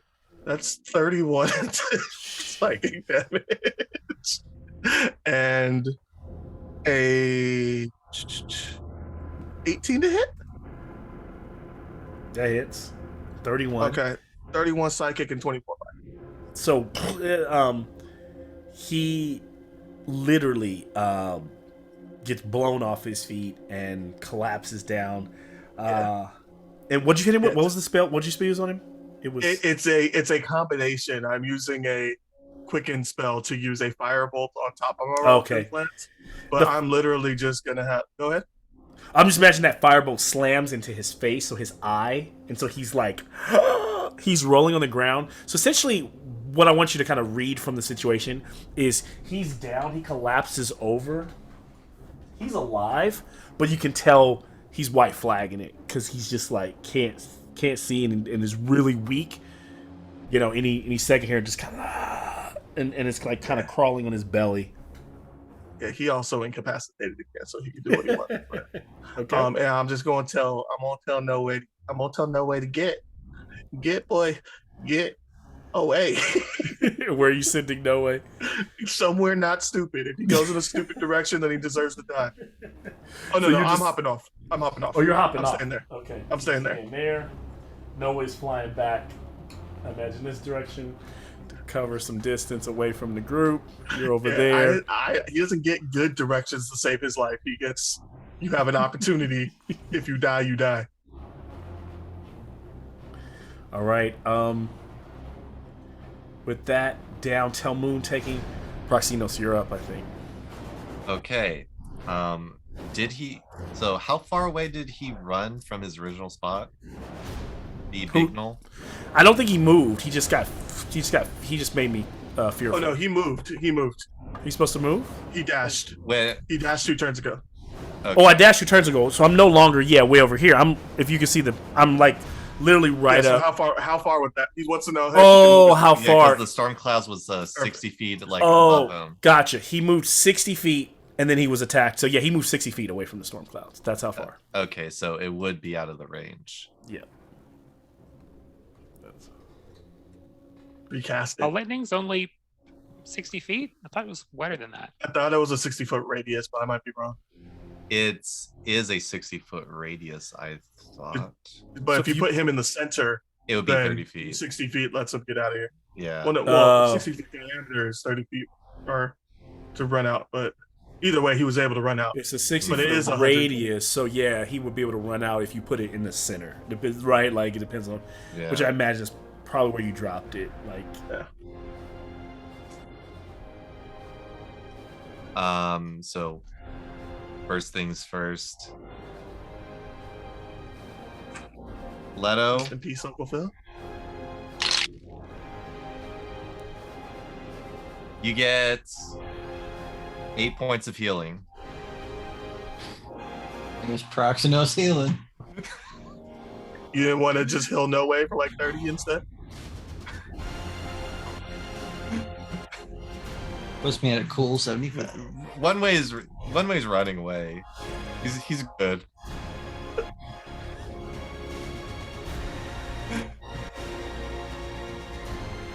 And as a action, he's going to do something, a spell he hasn't cast before. Centered 60 feet below in a 10-foot radius, getting the Bignol and Apo. He's going to cast Wither and Bloom. ooh, what are my saves there? That's a con save. As a Nat 1. oh, That's the one try. You had a chance with that one. Now what happened? I know. I have been every save tonight has been meant for these things to just be destroyed because I've been rolling terrible on saves. I've been decent on attack rolls. All my saves have just been. To be fair, we've had more like PvP in the party than fucking us up. 1,000%. We have done more damage to us. That's why I love you guys, because like on those easy missions, you just go in there and just fuck each other up a little bit. Like, yeah, that's good. Like, take some damage. This is how we bond. Yeah. It's not a whole lot of damage. It is 7 points of necrotic.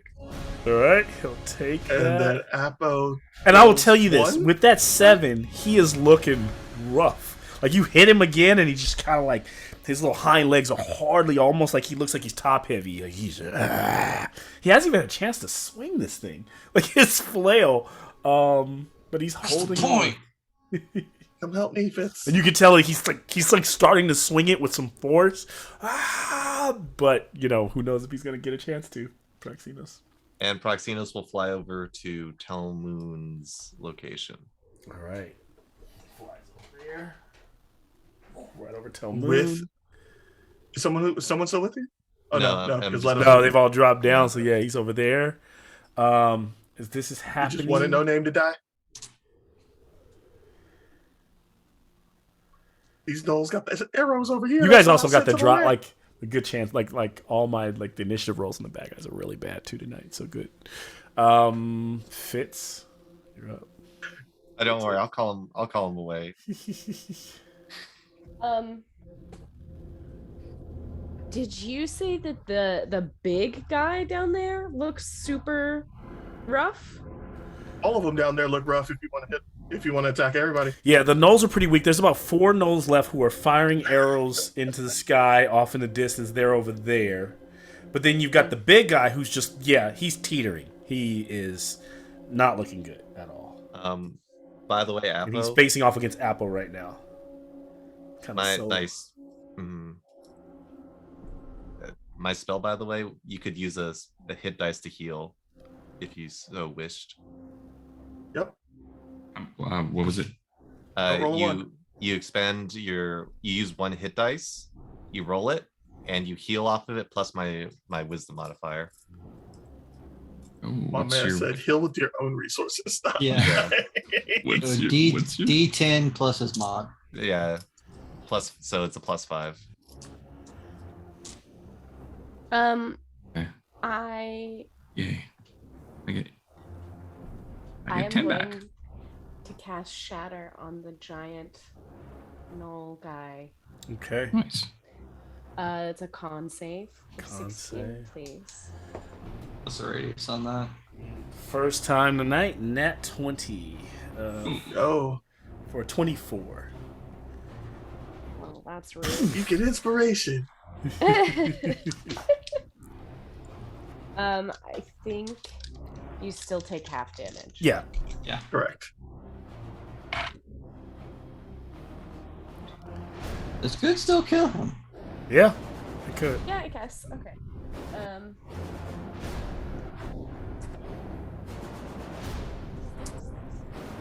If we were ridiculous.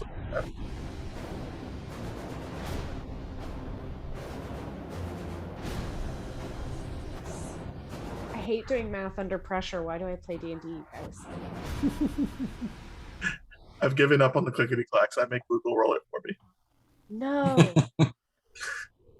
Google's been rolling. I've given up on the clickety. Out of all the That is the most clickety-clacks you blasphemous have, thing. Yeah, like that. My clickety clacks are actually mostly still in my car. That is a sad day. You can I only hear have mine. like Like 20 cents in my house.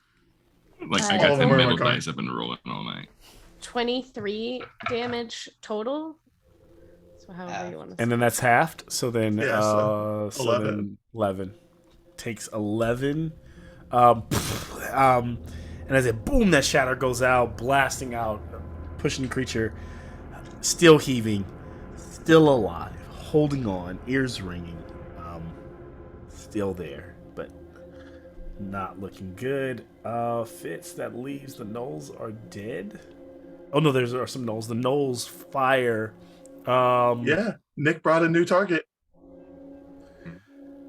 They fire at Bring it Fitz. on! Pegasus. Fire at Fitz. Yep. How the fuck Well, they have 120 feet, so I mean, they got What- 2 able actually, targets on the two will ground. fire. 2 will fire at Nick, Pegasus, and one's gonna miss, one's gonna hit, and then one fires at Fitz. And that's gonna miss. And actually one more fires if it. So two each.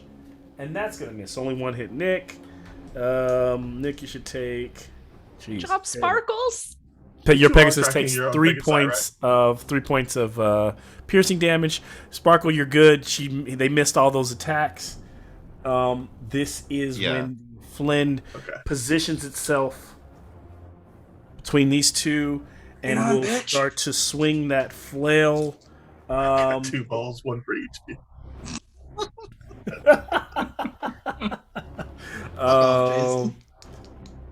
This will try to hit Leto. The first Bring hit. it. Oh, that misses. Nothing. Slings. The second one towards Apple Dex. That's a cocked die. I'm gonna have to re-roll that. So that's dirty 20. That's 20. Apple, that would be a 17 to hit. Cool, because I got you back for hitting Leto. So does that hit? 20. Oh, he missed Leto. 20. I missed Leto. I missed Leto. Yeah, you missed. You get hit for. The Sentinel Is Sentinel for swinging or for hitting? I think it's when they attack. Oh.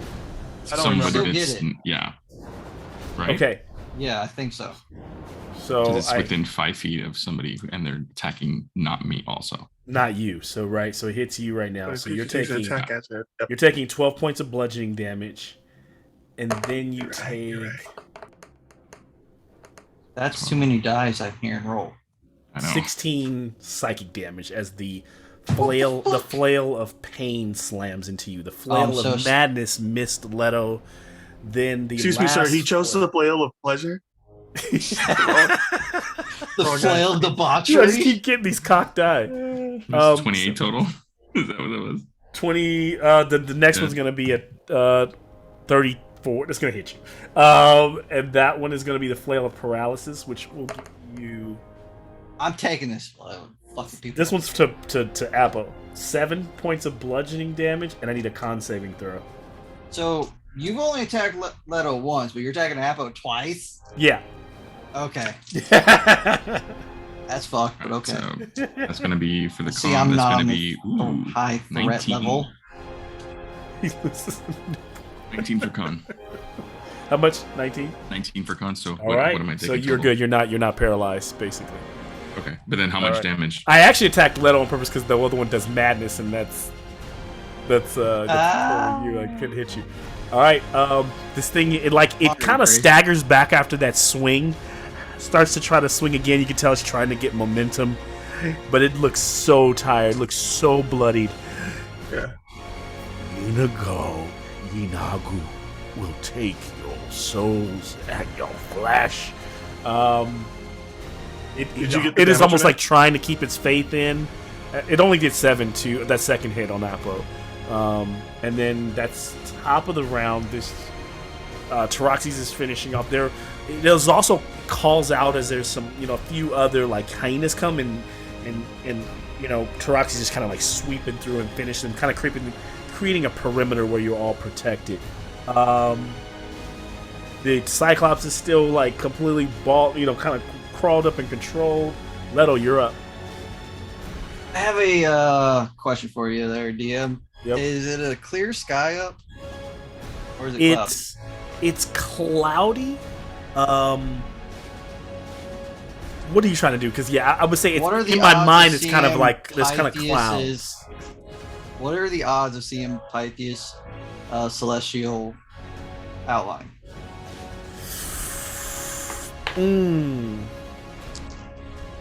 With the clouds, give me a D100. Oh God, I don't fucking have those dice on hand. And I'll tell you right after you roll what I'm looking for. There's I want to tell you after so you know. I got it. I know exactly what the percentage is that you see. 77. Yeah, it's gonna miss. It's a 40% chance. That goes in that. So it's almost like it's out, but you can't see it. All right. Well, bonus action, I'm going to study aim, and my main action, I'm going to throw a second dagger at it, but it's going to look like Pythias' sword being chucked at this thing directly in the head. All right. Because he remembers the fight in the Feywild where he just dismantled fucking people. Okay, I get advantage. You're lucky, but okay, that's definitely gonna hit. That's 28. Hits.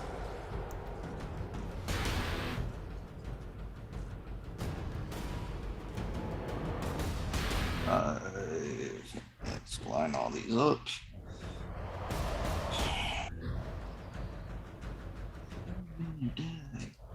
All right.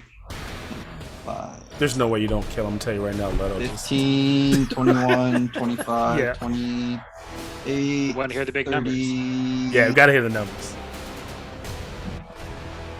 35, and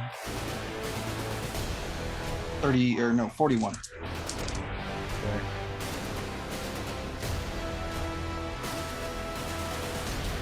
$41. How do you? What does it look like? Like I said, it turns into a dagger, Straight in the but head. then it turns straight into a mimicry version of Pythias' sword, I like and it. he throws it directly at between his eyes, hitting the deadly T area. Yep. But it doesn't go in; it just stops, kind of taps him, and his head explodes. And like all that's left is like that kind of tongue coming out of the top. Drops the flail. Collapse over before he can say anything about Yinagu.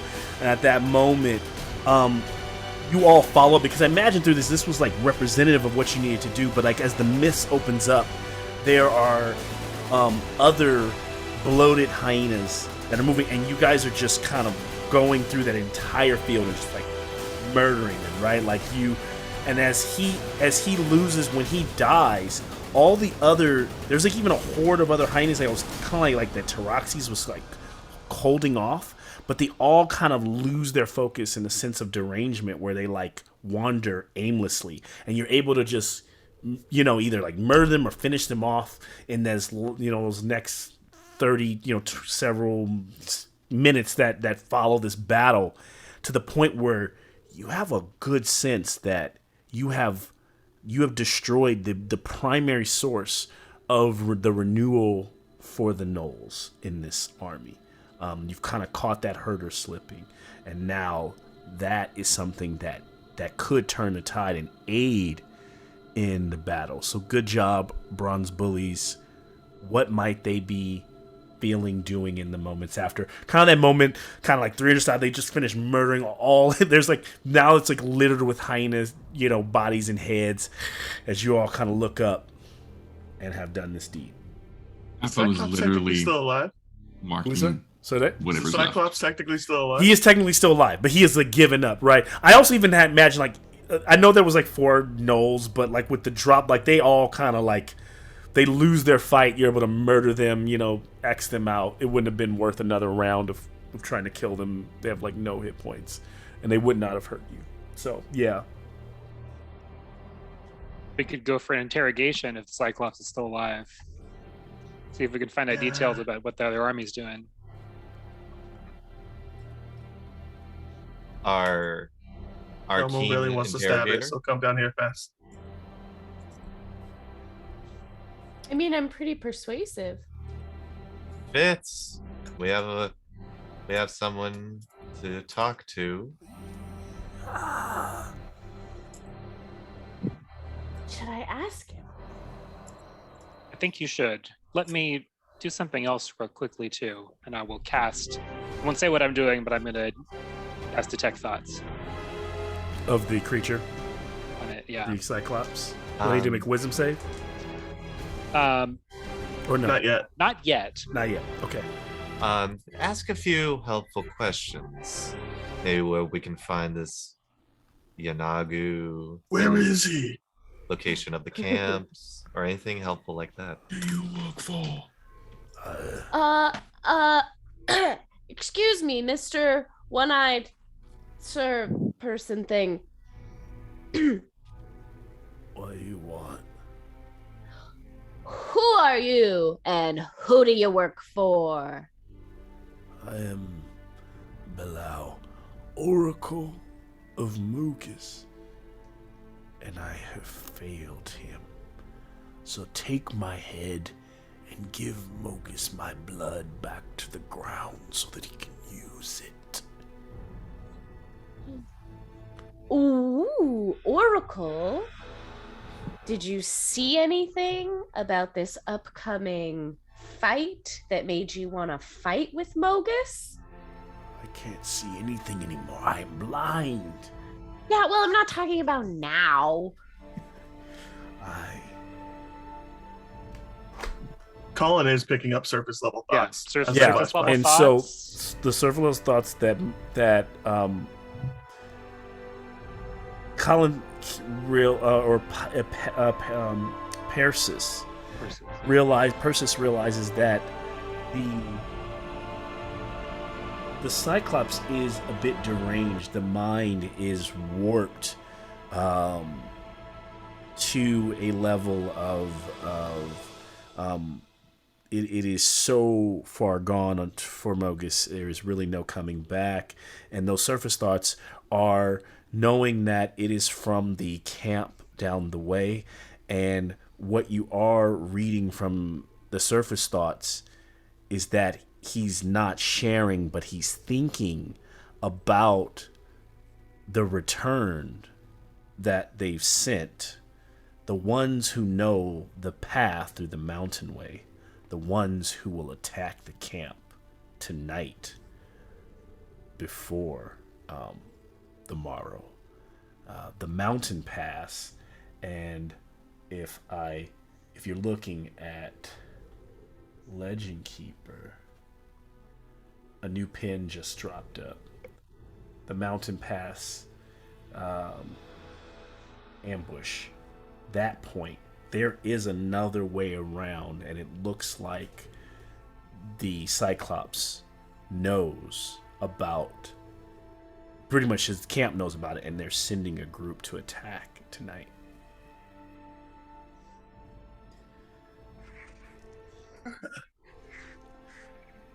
At that moment, resurrected the fieldies? Troxys looks up as he, hand goes out in his little clockwork anvil rot. Owl comes back, starts to ticker and talk. And from this information, now that you know this is going on, you also know that this other army is marching throughout the night. That may mean it will be tired, or maybe they're that, crazed that they will be able to perform, but they are marching to catch up with the camp. And the creature is able to describe to Troxys not necessarily that it is Yinaku, but it describes the largest of the gnolls, larger than the body that is dead on the ground before you, and that it carries a hulking, it carries a dark presence, and that it rips everything around it into a bloodlust and a kind of fervor. The army is equipped with they also have a kind of like war machine that can fire like rocks, and they are equipped with long bows, and they number in the hundreds. That's what it's able to tell. You're able to also know that the creature carries almost a demonic presence with it. So clearly from this must be the Yinagu who is on his way to the Dark Gates. If you were to go over there tonight, you could face Yinagu. The Anvil Rot Clockwork has confirmed it's there, but you also now know that there's a force being sent to attack your camp. Now maybe you can do both. Maybe you can go back and warn them and go over there. I don't know. What do the Bronze Bullies share here? If anyone has a way to warn, looking over at Fitz. As soon as I Says know the guy that. who literally sent a bird letter 5 hours ago. I know. Whatever. It was private. I let him do his thing. That was a thought, though. Did you share that with us? Who? Or should I still asking. be? Should I still be interrogating this guy? As, Oh. as the thought comes in, Persis is able. Persis to, is going to say, like, "You've already told us everything. We're good to kill him. He's betrayed Mogus already. I've told you nothing. I know everything about the returns leading through the mountain." Hey. Maces him. It just makes him, and he just cracks like right into like buckles the eye, kind of punctures in, and he slams against the ground and like black, like kind of blood splats. And he's If he didn't kill him, Mogus would turn his back to him. Technically died in battle now. And he Got captured. Isn't that a negative? gave up. Yeah. Keeping so a Mogus survivor or worshiper alive is worse than death, honestly. We ain't got time for that. Speaking of that, we should do Um, something about the ambush. I'm gonna send a message to Tyrannica. See, we did something about the ambush. Let's go get United. how far is the range that you can? You can. Oh yeah, you can send that message anywhere, right? As long as they. I'm gonna Cross cast planes. sending. It's I know. I just thought about it. And what about You're good. What about the whip? And can she That's- respond? I always forget. Can she respond back? Okay. Yeah, she can respond.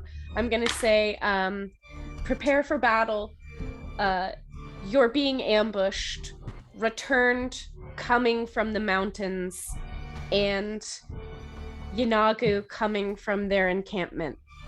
They're attacking tonight. Oh, Nagu's not coming, right? Yanagu, there's no way Yanagu They're- can make it tonight. They're So marching there. They're though. marching, which means that Yanagu, based on the march, would arrive by the morning for like a full scale war. Yeah. So you don't have to worry about, but unless you are literally, based on what you did for that first hour of the game, if you're planning to go over there and fight Yanagu tonight, that's still a possibility. Hell yeah, who needs spell slots? Let's go. As this is all taking place, Praxenos is mending the wounds of our our very bust up Yeah. Apo, Of No Way? Leto, and our No Way. Yeah. So I'm sure you guys aren't in terrible shape, but there has been some strain to the party. Are they willing The thing to? is, if we go back, we're gonna have to fight the stupid ambush, and then we're not gonna get to sleep for tomorrow anyway. So we might as well just go kill Yanagu now. Let's. Yeah. Or we Yeah. could go Well- and sleep by ourselves and let the others deal with the ambush. We could do guys- that too, and just let them get ambushed and then get a god attack them in the morning. Yeah, and we'll totally fine. clean up what's left. Leto, you we're- get 16 points of healing. And what about Yeah. Is that whip something that any of us can pick up and use, or is that just The cursed? flail. So the flail. Yeah. I mean, Actually, I was gonna anything do you can pick up and investigation. use is a weapon. Like, do you pick it up and use it is the question. So then, I mean, so It Appa didn't would sound look at cursed Leto at like, all. Didn't sound cursed at all. Go ahead, pick it up. I can spend 10 minutes and identify it if you'd like. Okay. Well, I was probably a gonna really like good idea. go through the herder shit, see if he did anything Mhm. else. Good idea. 27 for an investigation. Apo, you get 16 points of healing. Is identify one of those you have to touch it spells? Yes. Yes, it is. Yep. So Fitz, are you identifying it? I'm gonna identify it, but I'm also wondering if I heard back from Tyrannica. As you wait for her call back, she replies with an affirmative and lets you know that she will send her Acroians to that pass or to try to intercept. Pyaxathor and his men, she lets you know, are gone as they have gone to save the Leonin this night. Oh, they're probably in trouble. And They're fine. Mm. Oh, Nope. No way gets 16 points of healing. so does the herder have anything besides the terrible fucking 3-headed flail? No, like these are creatures you don't find gold on them. You don't find anything precious. They carry like bones and just weird shit. That that you wouldn't really keep. The flail is probably the one thing that stands out, and as Fitz touches it to identify it. Can I have a wisdom save? Oh no. At the same, while Fitz is doing that, Yes. could Appo investigate, just sniff the body to see if it smells like the dragon? It's about to go. This looks like she rolled real well. Yeah, 12. Give me a survival, or a nature. Oh, actually, you're looking for the dragon. I'm trying to think. You can also give me investigation, whichever one else you think. Okay. Your best. Ooh, that's gonna be 21. 21, nice. And so you get a faint whiff of Theraxes, but you realize it based on what you're able to perceive is that scent isn't strong. Like he hasn't been around these creatures for very long. You might even perceive this to be that if Theraxes is in command or it was ever calling shots at this point, he is doing it from a great distance. And he is not staying buddy around these gnolls. So you got to feint something. So he's definitely been there. He's definitely been around them. Yeah. 12 for Fitz as nothing, happens. You just, holding this thing. And you're able to identify that it is a flail of you just get a feeling there's a lot of like anger, malice in this thing. You know that if you continue to use it, it will cause D10 damage plus whatever your strength modifier is. When you attack with it, it is you are able to attack 3 times, and one attack is madness, one attack is pain, and one attack is paralysis. Madness, after doing the D10 plus your damage, will provide a wisdom saving throw. And on a failed save of a melee attack, the target will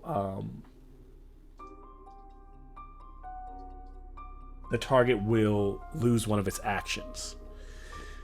If you hit it with the pain, it will do D10 plus 4d10 psychic damage.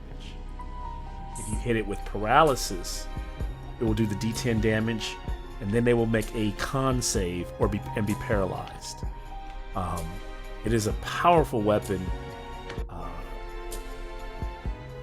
but you feel the darkness on it. It's pretty obvious it's an evil weapon, even with your roll. But nothing weird's happening on it. Gosh, this is like the moodiest weapon I've ever encountered. Yeah. It's been having a series of bad days, you guys. It's not happy. But if anyone wants to attack 3 times and deal with some feistiness, like, this seems pretty badass. I mean, not very many of us can use flails. I don't know. So, Appo, do you feel like having a demigod You feel like weapon embracing your type thing? emo? Apple will take it from her. Come on, cast. And you let's you do cast this. identify on it, Fitz, so you also realize another thing you're able to perceive, like through your magic identify, is that these are probably given out to, special gnolls, and that they are replicas in a way, or mimicry of the weapon that Yinagu carries. A lower form of Yinagu's weapon.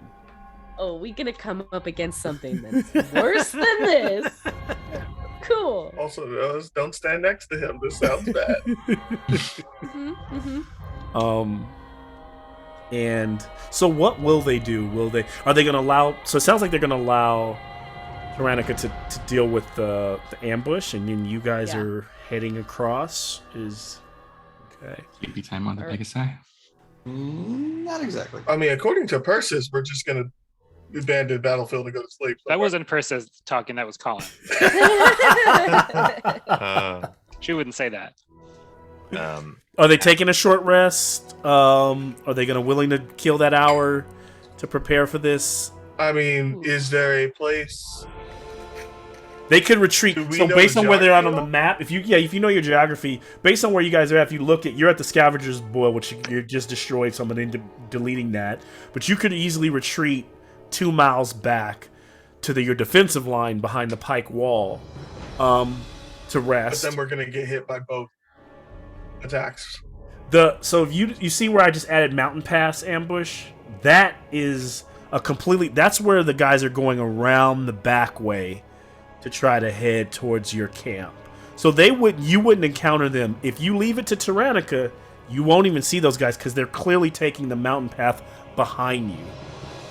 Unless you fly over, you'd be able to, spot them. But Okay, so from the bloated bloat is the- gone now. So, Pike Wall is 2 miles. yeah, about 2 miles. Yeah. So what would be the Which you would have bloated mean you to fly the there. captives? If you try to head over and help the captives, Yes. probably 3 miles tops. Okay. And you got But Pegasus. the paladins are over there, from what we understand. That's right? from what Tyrannica told you. The paladins over there. Yeah, so it's a But 4 what minute would be drive. more yeah. insult to injury than finishing our job and then going to help them finish theirs? Some of us have limited resources that we can save, Troy. And your limited resources called HP. I'm 2 away from max. I'm good. By the way, Apple, you get the last bit of healing is 11 points. Oh, nice. So regardless, Yeah, because that puts me at 96 and my max is 103. So. Yes. Proxinos, can you transform into your Raven thing? Yes, I can. Then can I borrow the Pegasus that we were riding?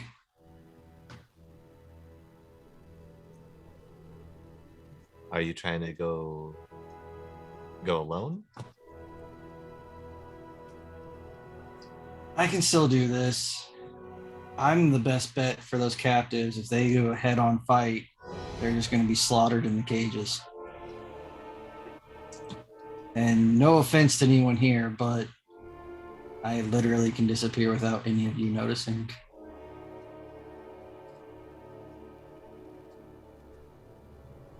I can go ahead while you all rest. I don't need the rest, and I think that you need someone to staunch the flow if there's any injured captives. That may be true, but you are of royal blood of Acro, so I don't want you coming with me. I'm going by myself while you all deal with the bigger problem. And once I'm done with the captives, I plan on heading south eventually. I might come back if you all need my help. To be honest, you guys kill things rather simply, which is terrifying. And you give zero caution to who's in the crossfires. Ears are still ringing a little bit. Let me help with that. And you heal for the last bit of health, and you get 1 temporary hit point. There's that temper. I was waiting for it. It'll make all the difference. I felt confident that I could patch you up just fine. Worst case scenario is this. We fail.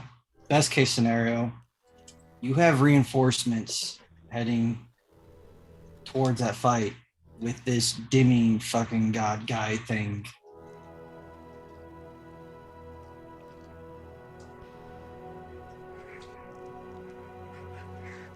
If the base camp's fine, then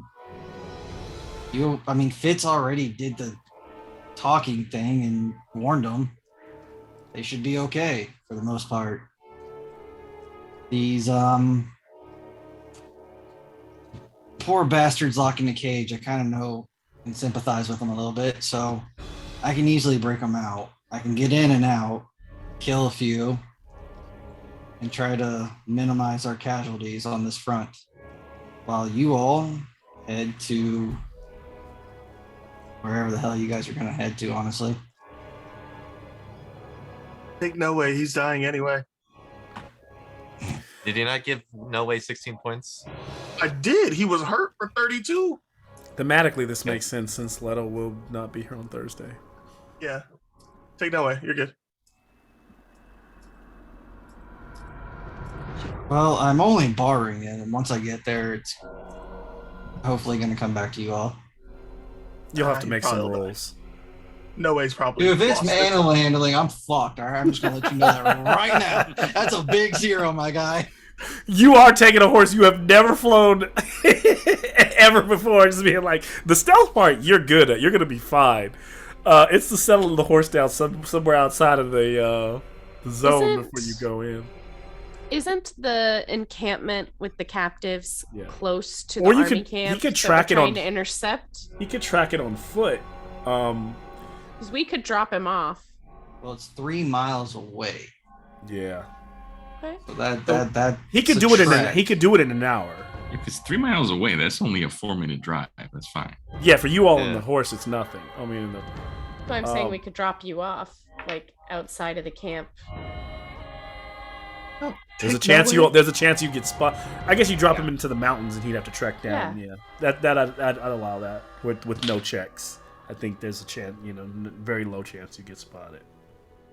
And then we take. Well, I don't want arc around all to go the into a camp. fight empty on whatever you all do, to be honest. All the I would need to rest for 8 hours to get all my junk back. Otherwise, I'm fine. I don't know about everyone else. well, in those 8 hours, I can go by myself and get there in time. And then you But all then can we head lose- to the fight. We lose our edge.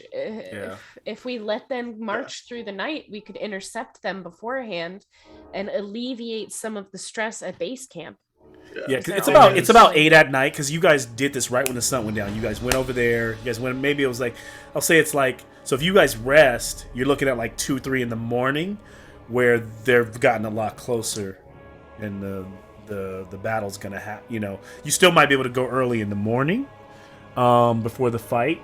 But if they've kind of closed the distance, they might be sending their army up the way. By that time, both armies are prepared to go to war with each other. What you guys have been talking about is more of like a assassin mission in the middle of the night. And we were trying to catch him while he was sleeping.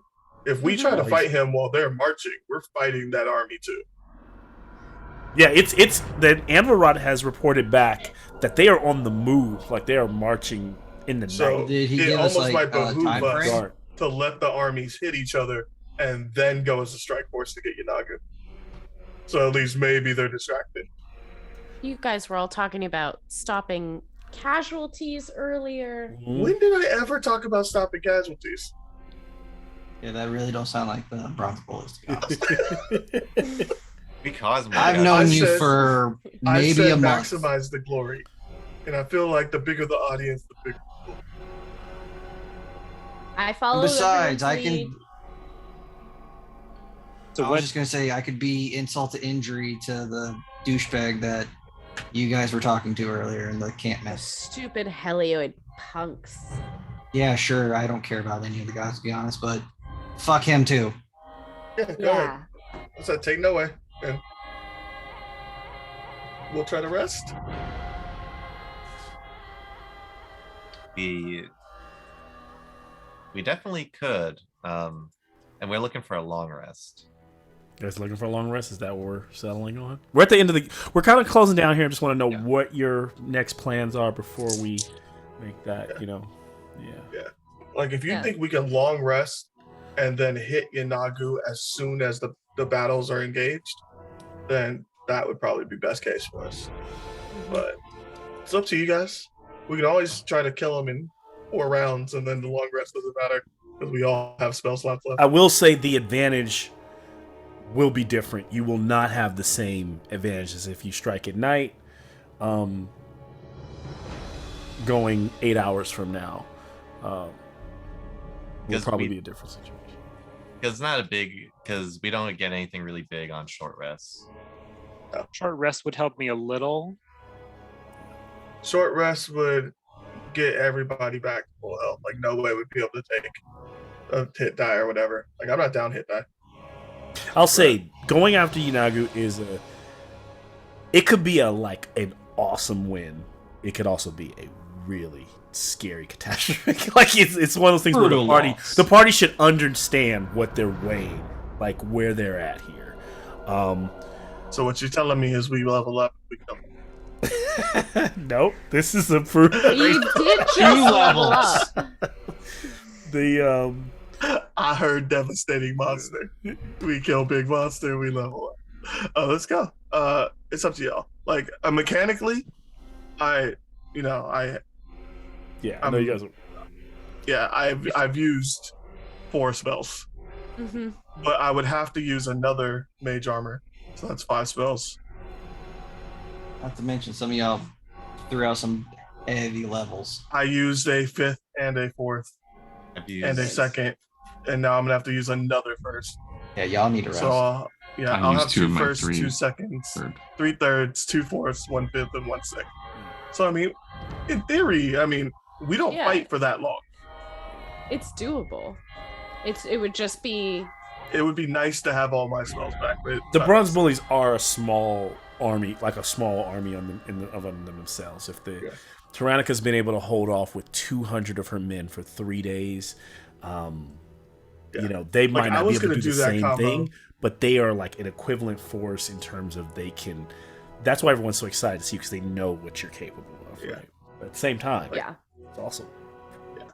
like I could have done that combo on that Cyclops 4 more times. Yeah.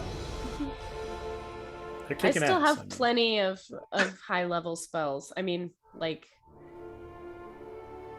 I could hunker down and make it through, but it's up to you guys. Yeah. It's always a preference for me, but I mean, if you guys don't want to, if you guys want to try to hit them while they're marching, I just don't know if the benefits of hitting them while they're marching is going to outweigh the benefits of us being at full. Yeah, I hear Combat you. ability. That's a good point. Well, if Do the hit and run thing, like Colin said earlier. Yeah. I'm off for hit and Your run. Furthest We could also range like spell blitzkrieg just them. Yeah. yeah, exactly. If we aren't hitting Yanagu before the army gets to where they're attacking, then we should really go back and help the people with the ambush. It's my thinking. I mean, that would again be no point. At that point, we might as well go hit Nagu because we're Why? using our resources again. Because we're still Like not. we're not resting. saving our resources. We're not resting at all. We're using resources on not Yanagu, and then fighting Yanagu at full strength if we help with the ambush. I will say this, because I think your insight with Collect is that, because I know we're thinking game terms here, but when your Leonin friends show up, there is a chance that Yanagu is not at full strength if he has to fight an entire army by the time you fight him. You see what I'm saying? Like, game boss-wise, you just think, okay, he's going to have full strength, but he has to fight in that war, which means he has to have a war of attrition as well if he goes into it. You see what I'm saying? So there's a chance that your armies are able to wear on him if you have to fight him later. Because I that's see what if the you way guys, if you guys are willing to let that happen. but then that that means you would guys be are willing to waiting. let That would be Yanagu waiting to let him march in and be a full do what he fight. does. I got a question. Uh, Is Yanagu and his forces following the black line that is the arrow all the way to the encampment? Yes. Is he going around that entire He's going pass? around that entire pass. And I can't say where that dot is. That's not exactly where he's at, Well, but yeah. that's just so you know that he's literally marching. So he's not really in the vicinity of you all right now. But that's what I'm saying. If you were striking, you'd be striking like his special group that's marching. You'd be kind of going in there and trying to like fuck them up tonight. If that works, that's a game changer. You know, How long but if it doesn't, travel do I have if I go from where we're at to the encampment with the you Pegasi? fly over there with the Pegasi. It's a 6-mile trek, so you get there in an hour. What is it? Pegasi, you're 3 miles. You're actually using 1 hour average human. So yeah, you get there in 1 hour. Yeah, that's 1 Flying hour. across. Give or take, maybe max an hour of rescue mission bullshit. That's 2 hours of them marching. I'm assuming it's a forced march. Mm-hmm. It's a forced march, yeah. That means I could have maybe 30 minutes to, if that, set up some bullshit traps to slow them down.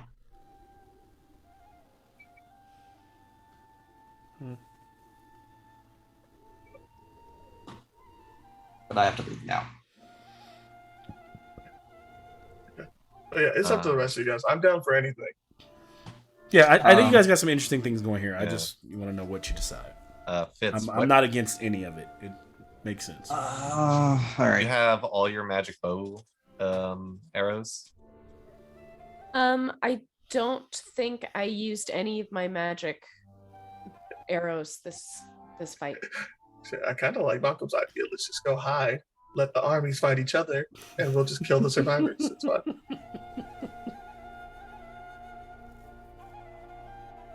Yeah, the Malcolm's- warriors in the village will love us for that. I mean, It's not very bronze bullies, but you know. No. I mean, it wasn't my recommendation. It was like the DM's.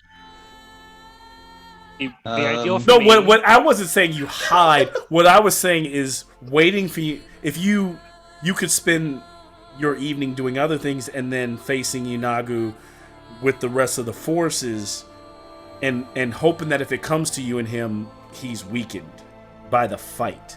You all could be weakened by the fight at that point, right? But in fairness, what I'm trying to say is, like, game-wise, we always think the boss is going to be but if there's a war going on, there's a chance that by the time you guys fight him, you're not 100% on resources. There's a chances that he's not 100% if you go that route. If you go to night, there's a chance that he's at full capacity and he's ready to go, right? Like, there's a chance that he hasn't had to fight through Leonin and, you know, and Acroans and throw people left and right and do it. You know, there's a chance that he hasn't used up anything. He's just marching, you know. But if you get him, like the way you guys dropped out of the sky and bombed these guys and destroyed them, you do similar thing. I don't know. I will abstain. I will hold off my vote. Y'all figure it out. I trust y'all. I'm going to use my Psychic Whisper on Proxynos, Fitz, Telmoon, and Persis. And that did you will get an extra last. one? I get one for free every day. Nice. Nice. And that will last exactly, come on, big number, 9 hours. So we get pretty much, if you guys do a long rest, you get an hour. If I'm within a mile, you'll hear me. And I'm taking one way and going to save the captives. Okay. Okay.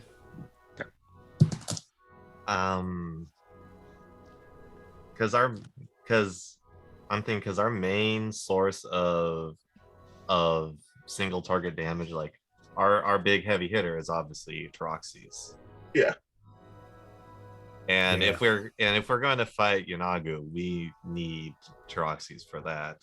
Bro, I'll either say way, we're not gonna have DM to wise, fight tonight. I compensate for the loss of Taroxys. Like, Yeah. I'll change the encounter slightly so that if we're metagaming a little bit, I will, you know, have to do that for sure. But yes, you know, it's a loss either way to not have Taroxys in that fight for sure. And Smogus creatures, yeah. I usually do that by, you know, things that can change to make it more suitable for you all. I mean, Yeah, what do you guys think? combat wise, Proxenos has used a 5th level spell, 3rd level, and 2 second levels, but besides that, he's still pretty good to go if we wanted to still take the fights to Yanagu. I feel like if we did that, our best chance of success would be to do the like blitzkrieg method.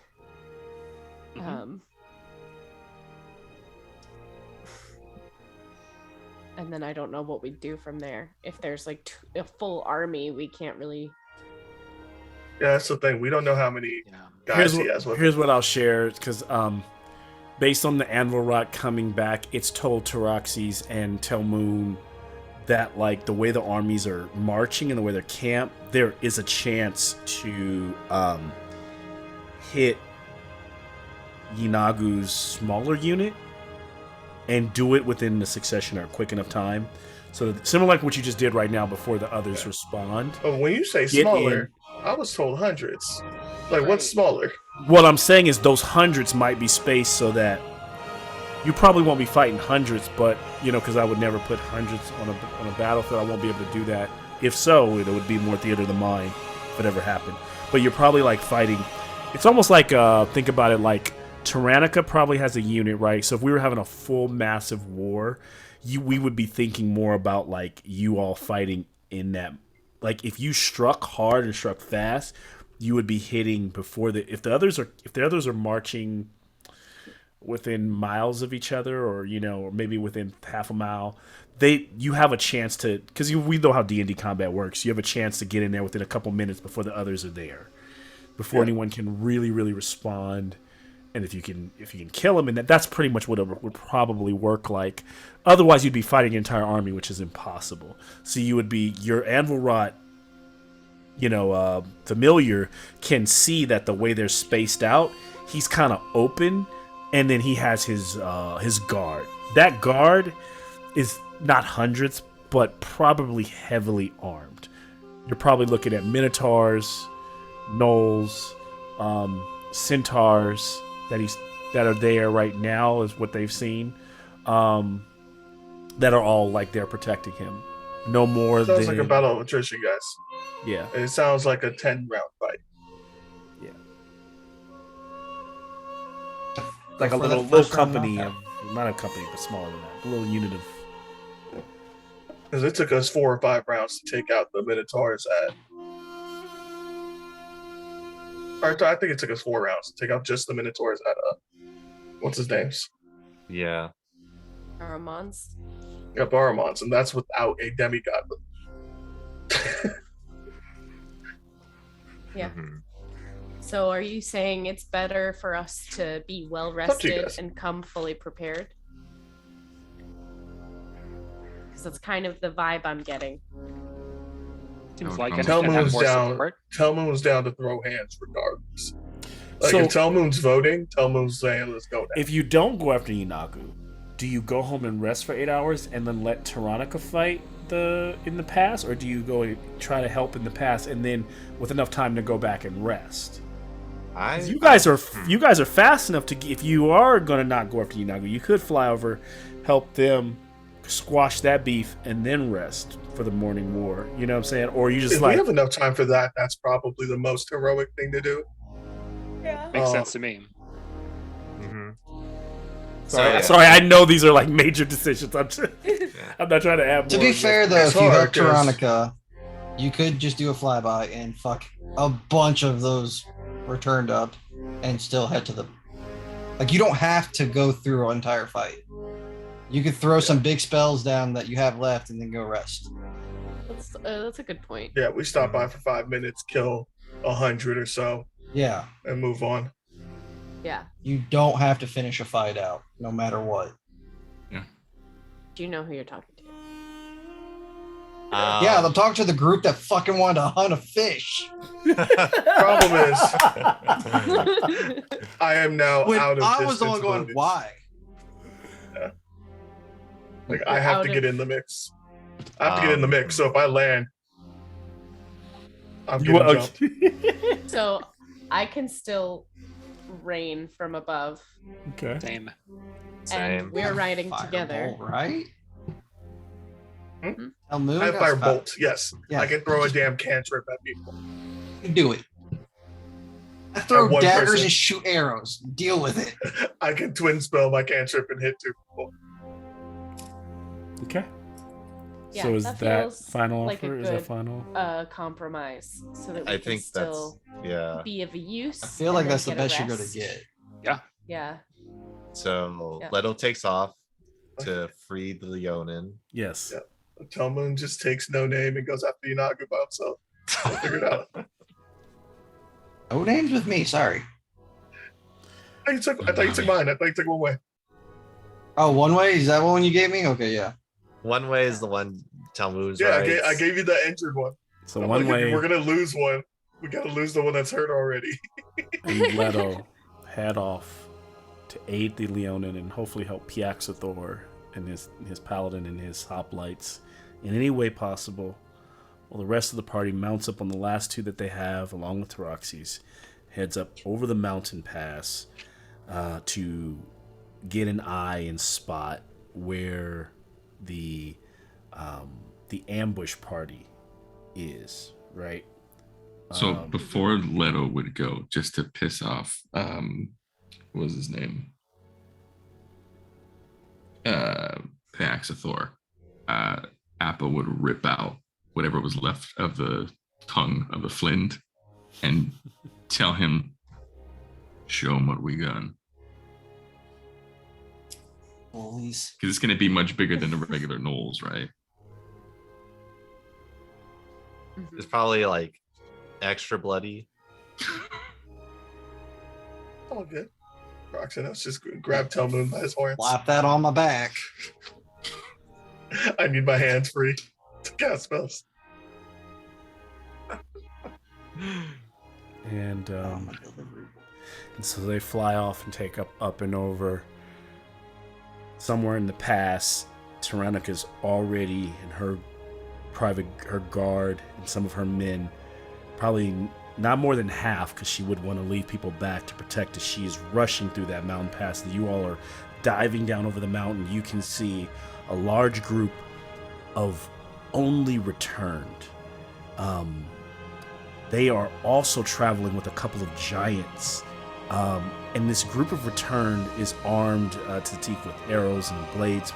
But you kind of feel like you have the drop on them as you descend down. As Tyrannica, she hasn't seen them yet, but you can tell that you can see around the pass, where when they curve around that, they're going to meet her head on, and you all are going to drop in from above, and we'll crash to black and end tonight's episode. Oh yeah. Yes. Oh yeah. Thank you for Good tonight's game. But somewhere Awesome. Uh-oh.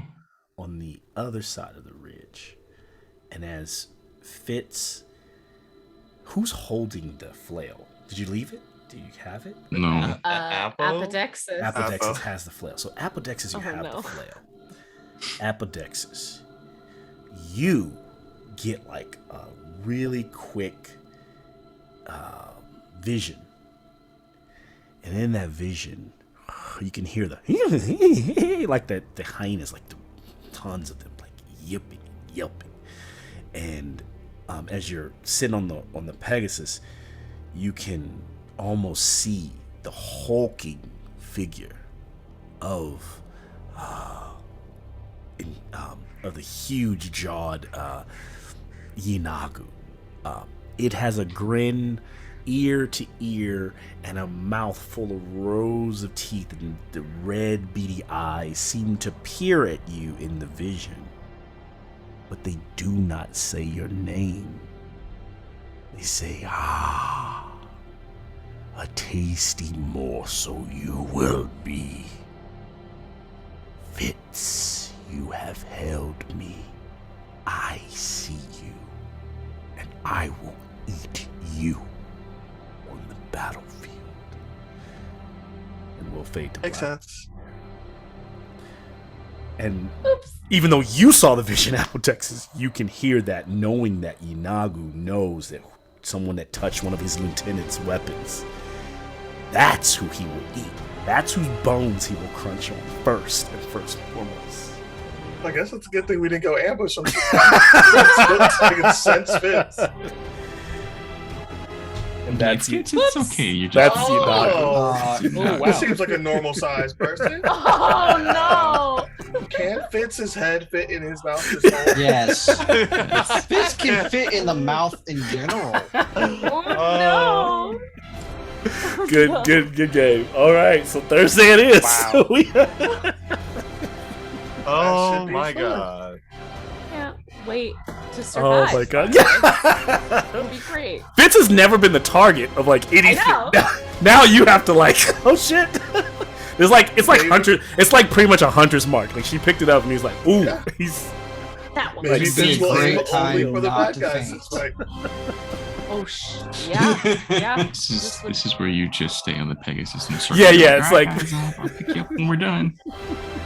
Well, and you just Stay away, probably Fitz. look over to her and she's like la la la la la, like braiding the hair of her Pegasus. She's having a great time, blissfully unaware. Oh man, good shit. Good shit.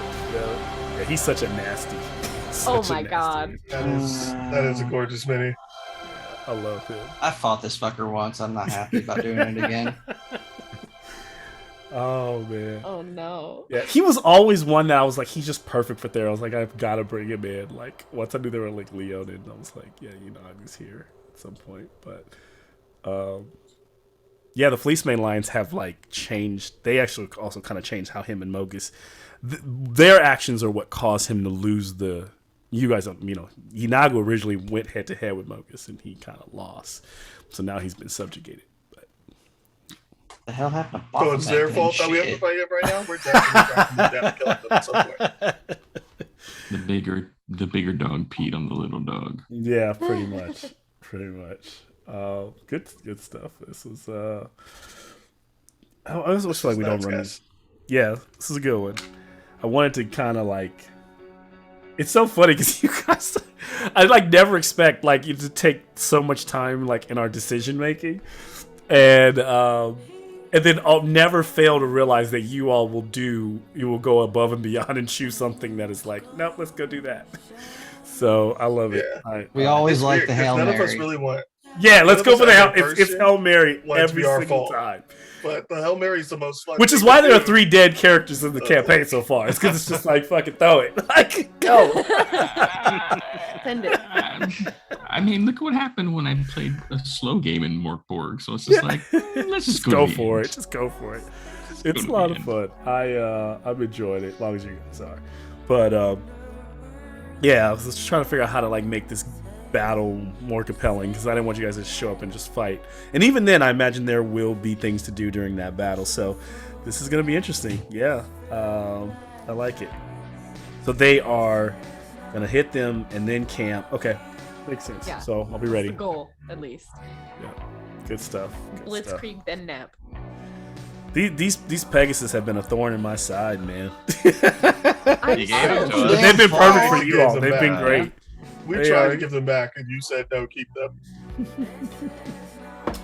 And I haven't had any real reason so far, you know, because I don't design encounters and go like, how do I get rid of the Pegasus? Because like I realize like that's just not how I think about it. I know that can make it easier, but it's just like if the monsters don't expect it, then they just don't expect it. So good stuff there. Yeah. But you know, I also happy Jack No Cito. Just I reminder. know you always have a trick Tocino. So yeah, but this was the way it's designed is it's supposed to be able for you all to like kind of run missions that help decide who wins the war, right? Like so so you're So we everything can that just- you we can do choose to is attack the Radica? acting, and then eventually one of you will make a roll and add up everything that you've done against everything that the villains have done, and that decides who wins the war, but doesn't necessarily decide what the outcome for you all. You know, it's just so far so good. You guys are kind of like really making some impact. Leto's going over doing his thing. They can't really renew the Knolls anymore. So there's good stuff. And then now you're catching, if you catch the ambush, that's a big deal. So that was big ups to Persis for, like, I didn't plan to make that obvious tonight necessarily at all. So good stuff by by reading the minds, because I imagine the armies knew what was going on and what the next plan of attack was. Otherwise, that would have been a surprise attack from behind during the battle. Big I was just searching for information about I imagine, but I imagine that's surface level shit that you're just like, if I'm a bad guy, I'm thinking about how we about to get them. Like I might die, but we're about to get them because we're sending our troops behind enemy lines. So good stuff. So, and of course, everybody. This was my 300 game, so fun stuff. Yeah, I If you noticed kill the us, hot we're all pass, coming back okay. as wizards. What's that? We're all coming back as wizards. If we ever have a TPK other than the campaign, it's over. Campaign's over. We're not. Yeah, I we're knew just that moving on. was Yeah, we're never gonna continue. That's just gonna be the end. Because I've learned my lesson. Telmoon's gonna teleport Sacred Circle away, and then he's gonna be the only one alive, so he's gonna have to get new friends. Because I know, I realize as a DM, there's no point to just see like your ridiculous Frankenstein builds that are just there to like, like they're just soulless characters show up after that. Like they just. Then we I then just we just think about continue that the epic battle in the walk-in of the underworld. feathers. It was so. It was like that episode was like the perfect encampment of the '90s. It was The Crow. And it was just like everybody had on like black makeup. It was like brooding. It was like a whole episode of just brooding. Cure in the background playing Burn. Everyone's having like side conversations, and then like Fitz, your character was going out and talking. It was actually I actually enjoyed the episode, but I was like this is so different like from the last characters. It was so weird, but it was they were like, we're here for the Raven Queen. Like great. I mean, it was also different because the group that came before it had assembled organically. Yes, and it was like a lot of some of the people. It was like the first characters they ever had. Yeah. Special moments like that, right? Those are the kind of D&D moments you never get back, right? You can never really do those over. That's why we keep talking about them over and over again, because they're those moments. Yeah. That was awesome. I enjoyed flying this time and watching somebody else get pummeled on the floor. That was nice. Yeah, Apple, you stayed up in this game, right? Like, no, you were good. Appo saw Leto, dude. Like, why the f is he doing what I normally do? Fuck that. No, I'm getting in there. I'm gonna jump down. Give me some of that. Yeah, that was fun. So I didn't expect fucking 50 hyenas to swarm my ass. That. I'm like, I was like, 6. Yeah, those 3 right in front of me. I knew the hyenas were going to be weak. So the way I run my hyena packs is because it's just too many. Like otherwise, you run a pack of 8 hyenas that do plus 4 to attack or plus 2 to attack. So I just treat them as all one unit, and they get weakened over time. So when the stronger they are when they attack, they get so their hyenas a plus 2 attack. But I give them I just give them 1 attack. It's reckless. They get advantage, 1 roll, and they get plus 2 to every hyena that's in the attack. So they're gonna fuck you up on the first. But once you bury like half of them with like a fireball, they're trash. So once they're under half, they roll disadvantage, and they still only add plus 2 for each hyena. So they might get a plus 6 tops, right? That's the way. Otherwise, it's kind of boring because you get to some points with some creatures. I feel like goblins, for example, or hyenas, they can never hit a party above 11, and then it just becomes like, why is this even happening? And I feel like parties above 11 or whatever should still be able to be hurt by lower minions. So I just stacked the numbers. So that's why the first time they hit little, you're like, what the fuck? Because they had like a plus 12 when they hit you to that first roll. But then by the time the second time they got to attack, they had like plus 5. They were trash. I didn't know you were like treating it as a swarm, so that's why I was like, yeah, I was treating them as a swarm. I'm gonna get hit by 19 fucking hyenas. Cool, I can't uncanny dodge this all. Otherwise, I'd be sitting there forever rolling 19 d20s, and I was like, I'm not doing that. Like, so I'm just At like, that point, like you wind up looking like Nightcrawler, like boom, boom, boom, boom, boom, boom. So they're just swarming, and then the others were just what's so funny is interesting is that you all in that first round could have decimated all the bloats, but you like left them for a whole round because you were fighting the other things. And stuff. I rolled the 5, so they all burst, and then you roll a d4 to see how many burst out of it. But that's Leto's fault. It was Leto's fault. Leto was supposed to go after the pregnant. Leto was supposed to kill them. We had a plan. I did kill one. You were supposed to continue going after the pregnant ones. Instead, you were just like, come eat me. In honest, they're not. I'm not pregnant. good in the air. They're just eating meat and then like turning into gnolls inside. I don't know. Who knows how it works? My feet like to be on ground. Okay. You told me you were good at getting in and out. I saw no getting out. Yeah. I There was love no gnolls. point. I hate them. There was I mean, no like, point in getting out. that's They why had- I had everyone around me. I was the target. Fucking, that was perfect window for the entire party to be like, drop AOE shit. So I was Legacy, going to. they've turned them from humanoids. They've turned them into monstrosities. And the reason they've done that is so anything humanoid should have a sense. They've tried to have a sense of. It could be diplomatic. It could be civilized. Compassion and stuff So like that. they've always felt like, okay, well, in Eberron, I feel like gnolls are humanoid. In this world, they're fucking monstrosities. They're just. Beholders are humanoid in fucking Eberron. Are they really? Oh yeah, that makes sense. Yes. That makes sense. They- Yeah, you but they're make wheels aberrations. and deals. everywhere else, yeah. I've talked to one. Well, Waterdeep, the Beholder of Waterdeep is what's his name? Xanathar, and he's extremely, he's crazy. He kills a lot of people, but he just loves his fish. Stay away Yeah, from just his don't fish. touch the fish and you're Just don't good. touch his fish, man. Don't get on his bad side. Don't steal his shit. Don't touch his fish. But yeah, so What yeah. would have been the odds if we decided to go do the captives and then the paladins do this? How many would have fucking died? I don't want to say since we're not through the scenario. It's just not. It's like we're still in the mix of it, so a lot of things can happen. So I don't want to say, especially since you're going off that way. So I have no faith in any of these guys are capable of doing jack shit. Well, so Piaxathor is so he was a quest giver to the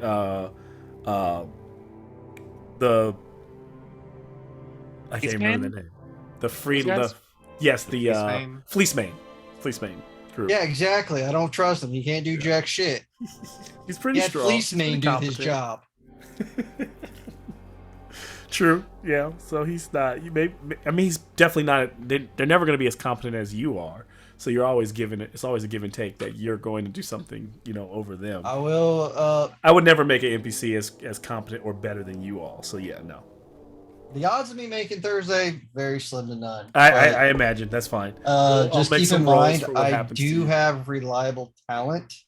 So anything I'm proficient in, if it rolls lower than a 10, it's automatically 10 plus my modifier. So my lowest roll for stealth is 25.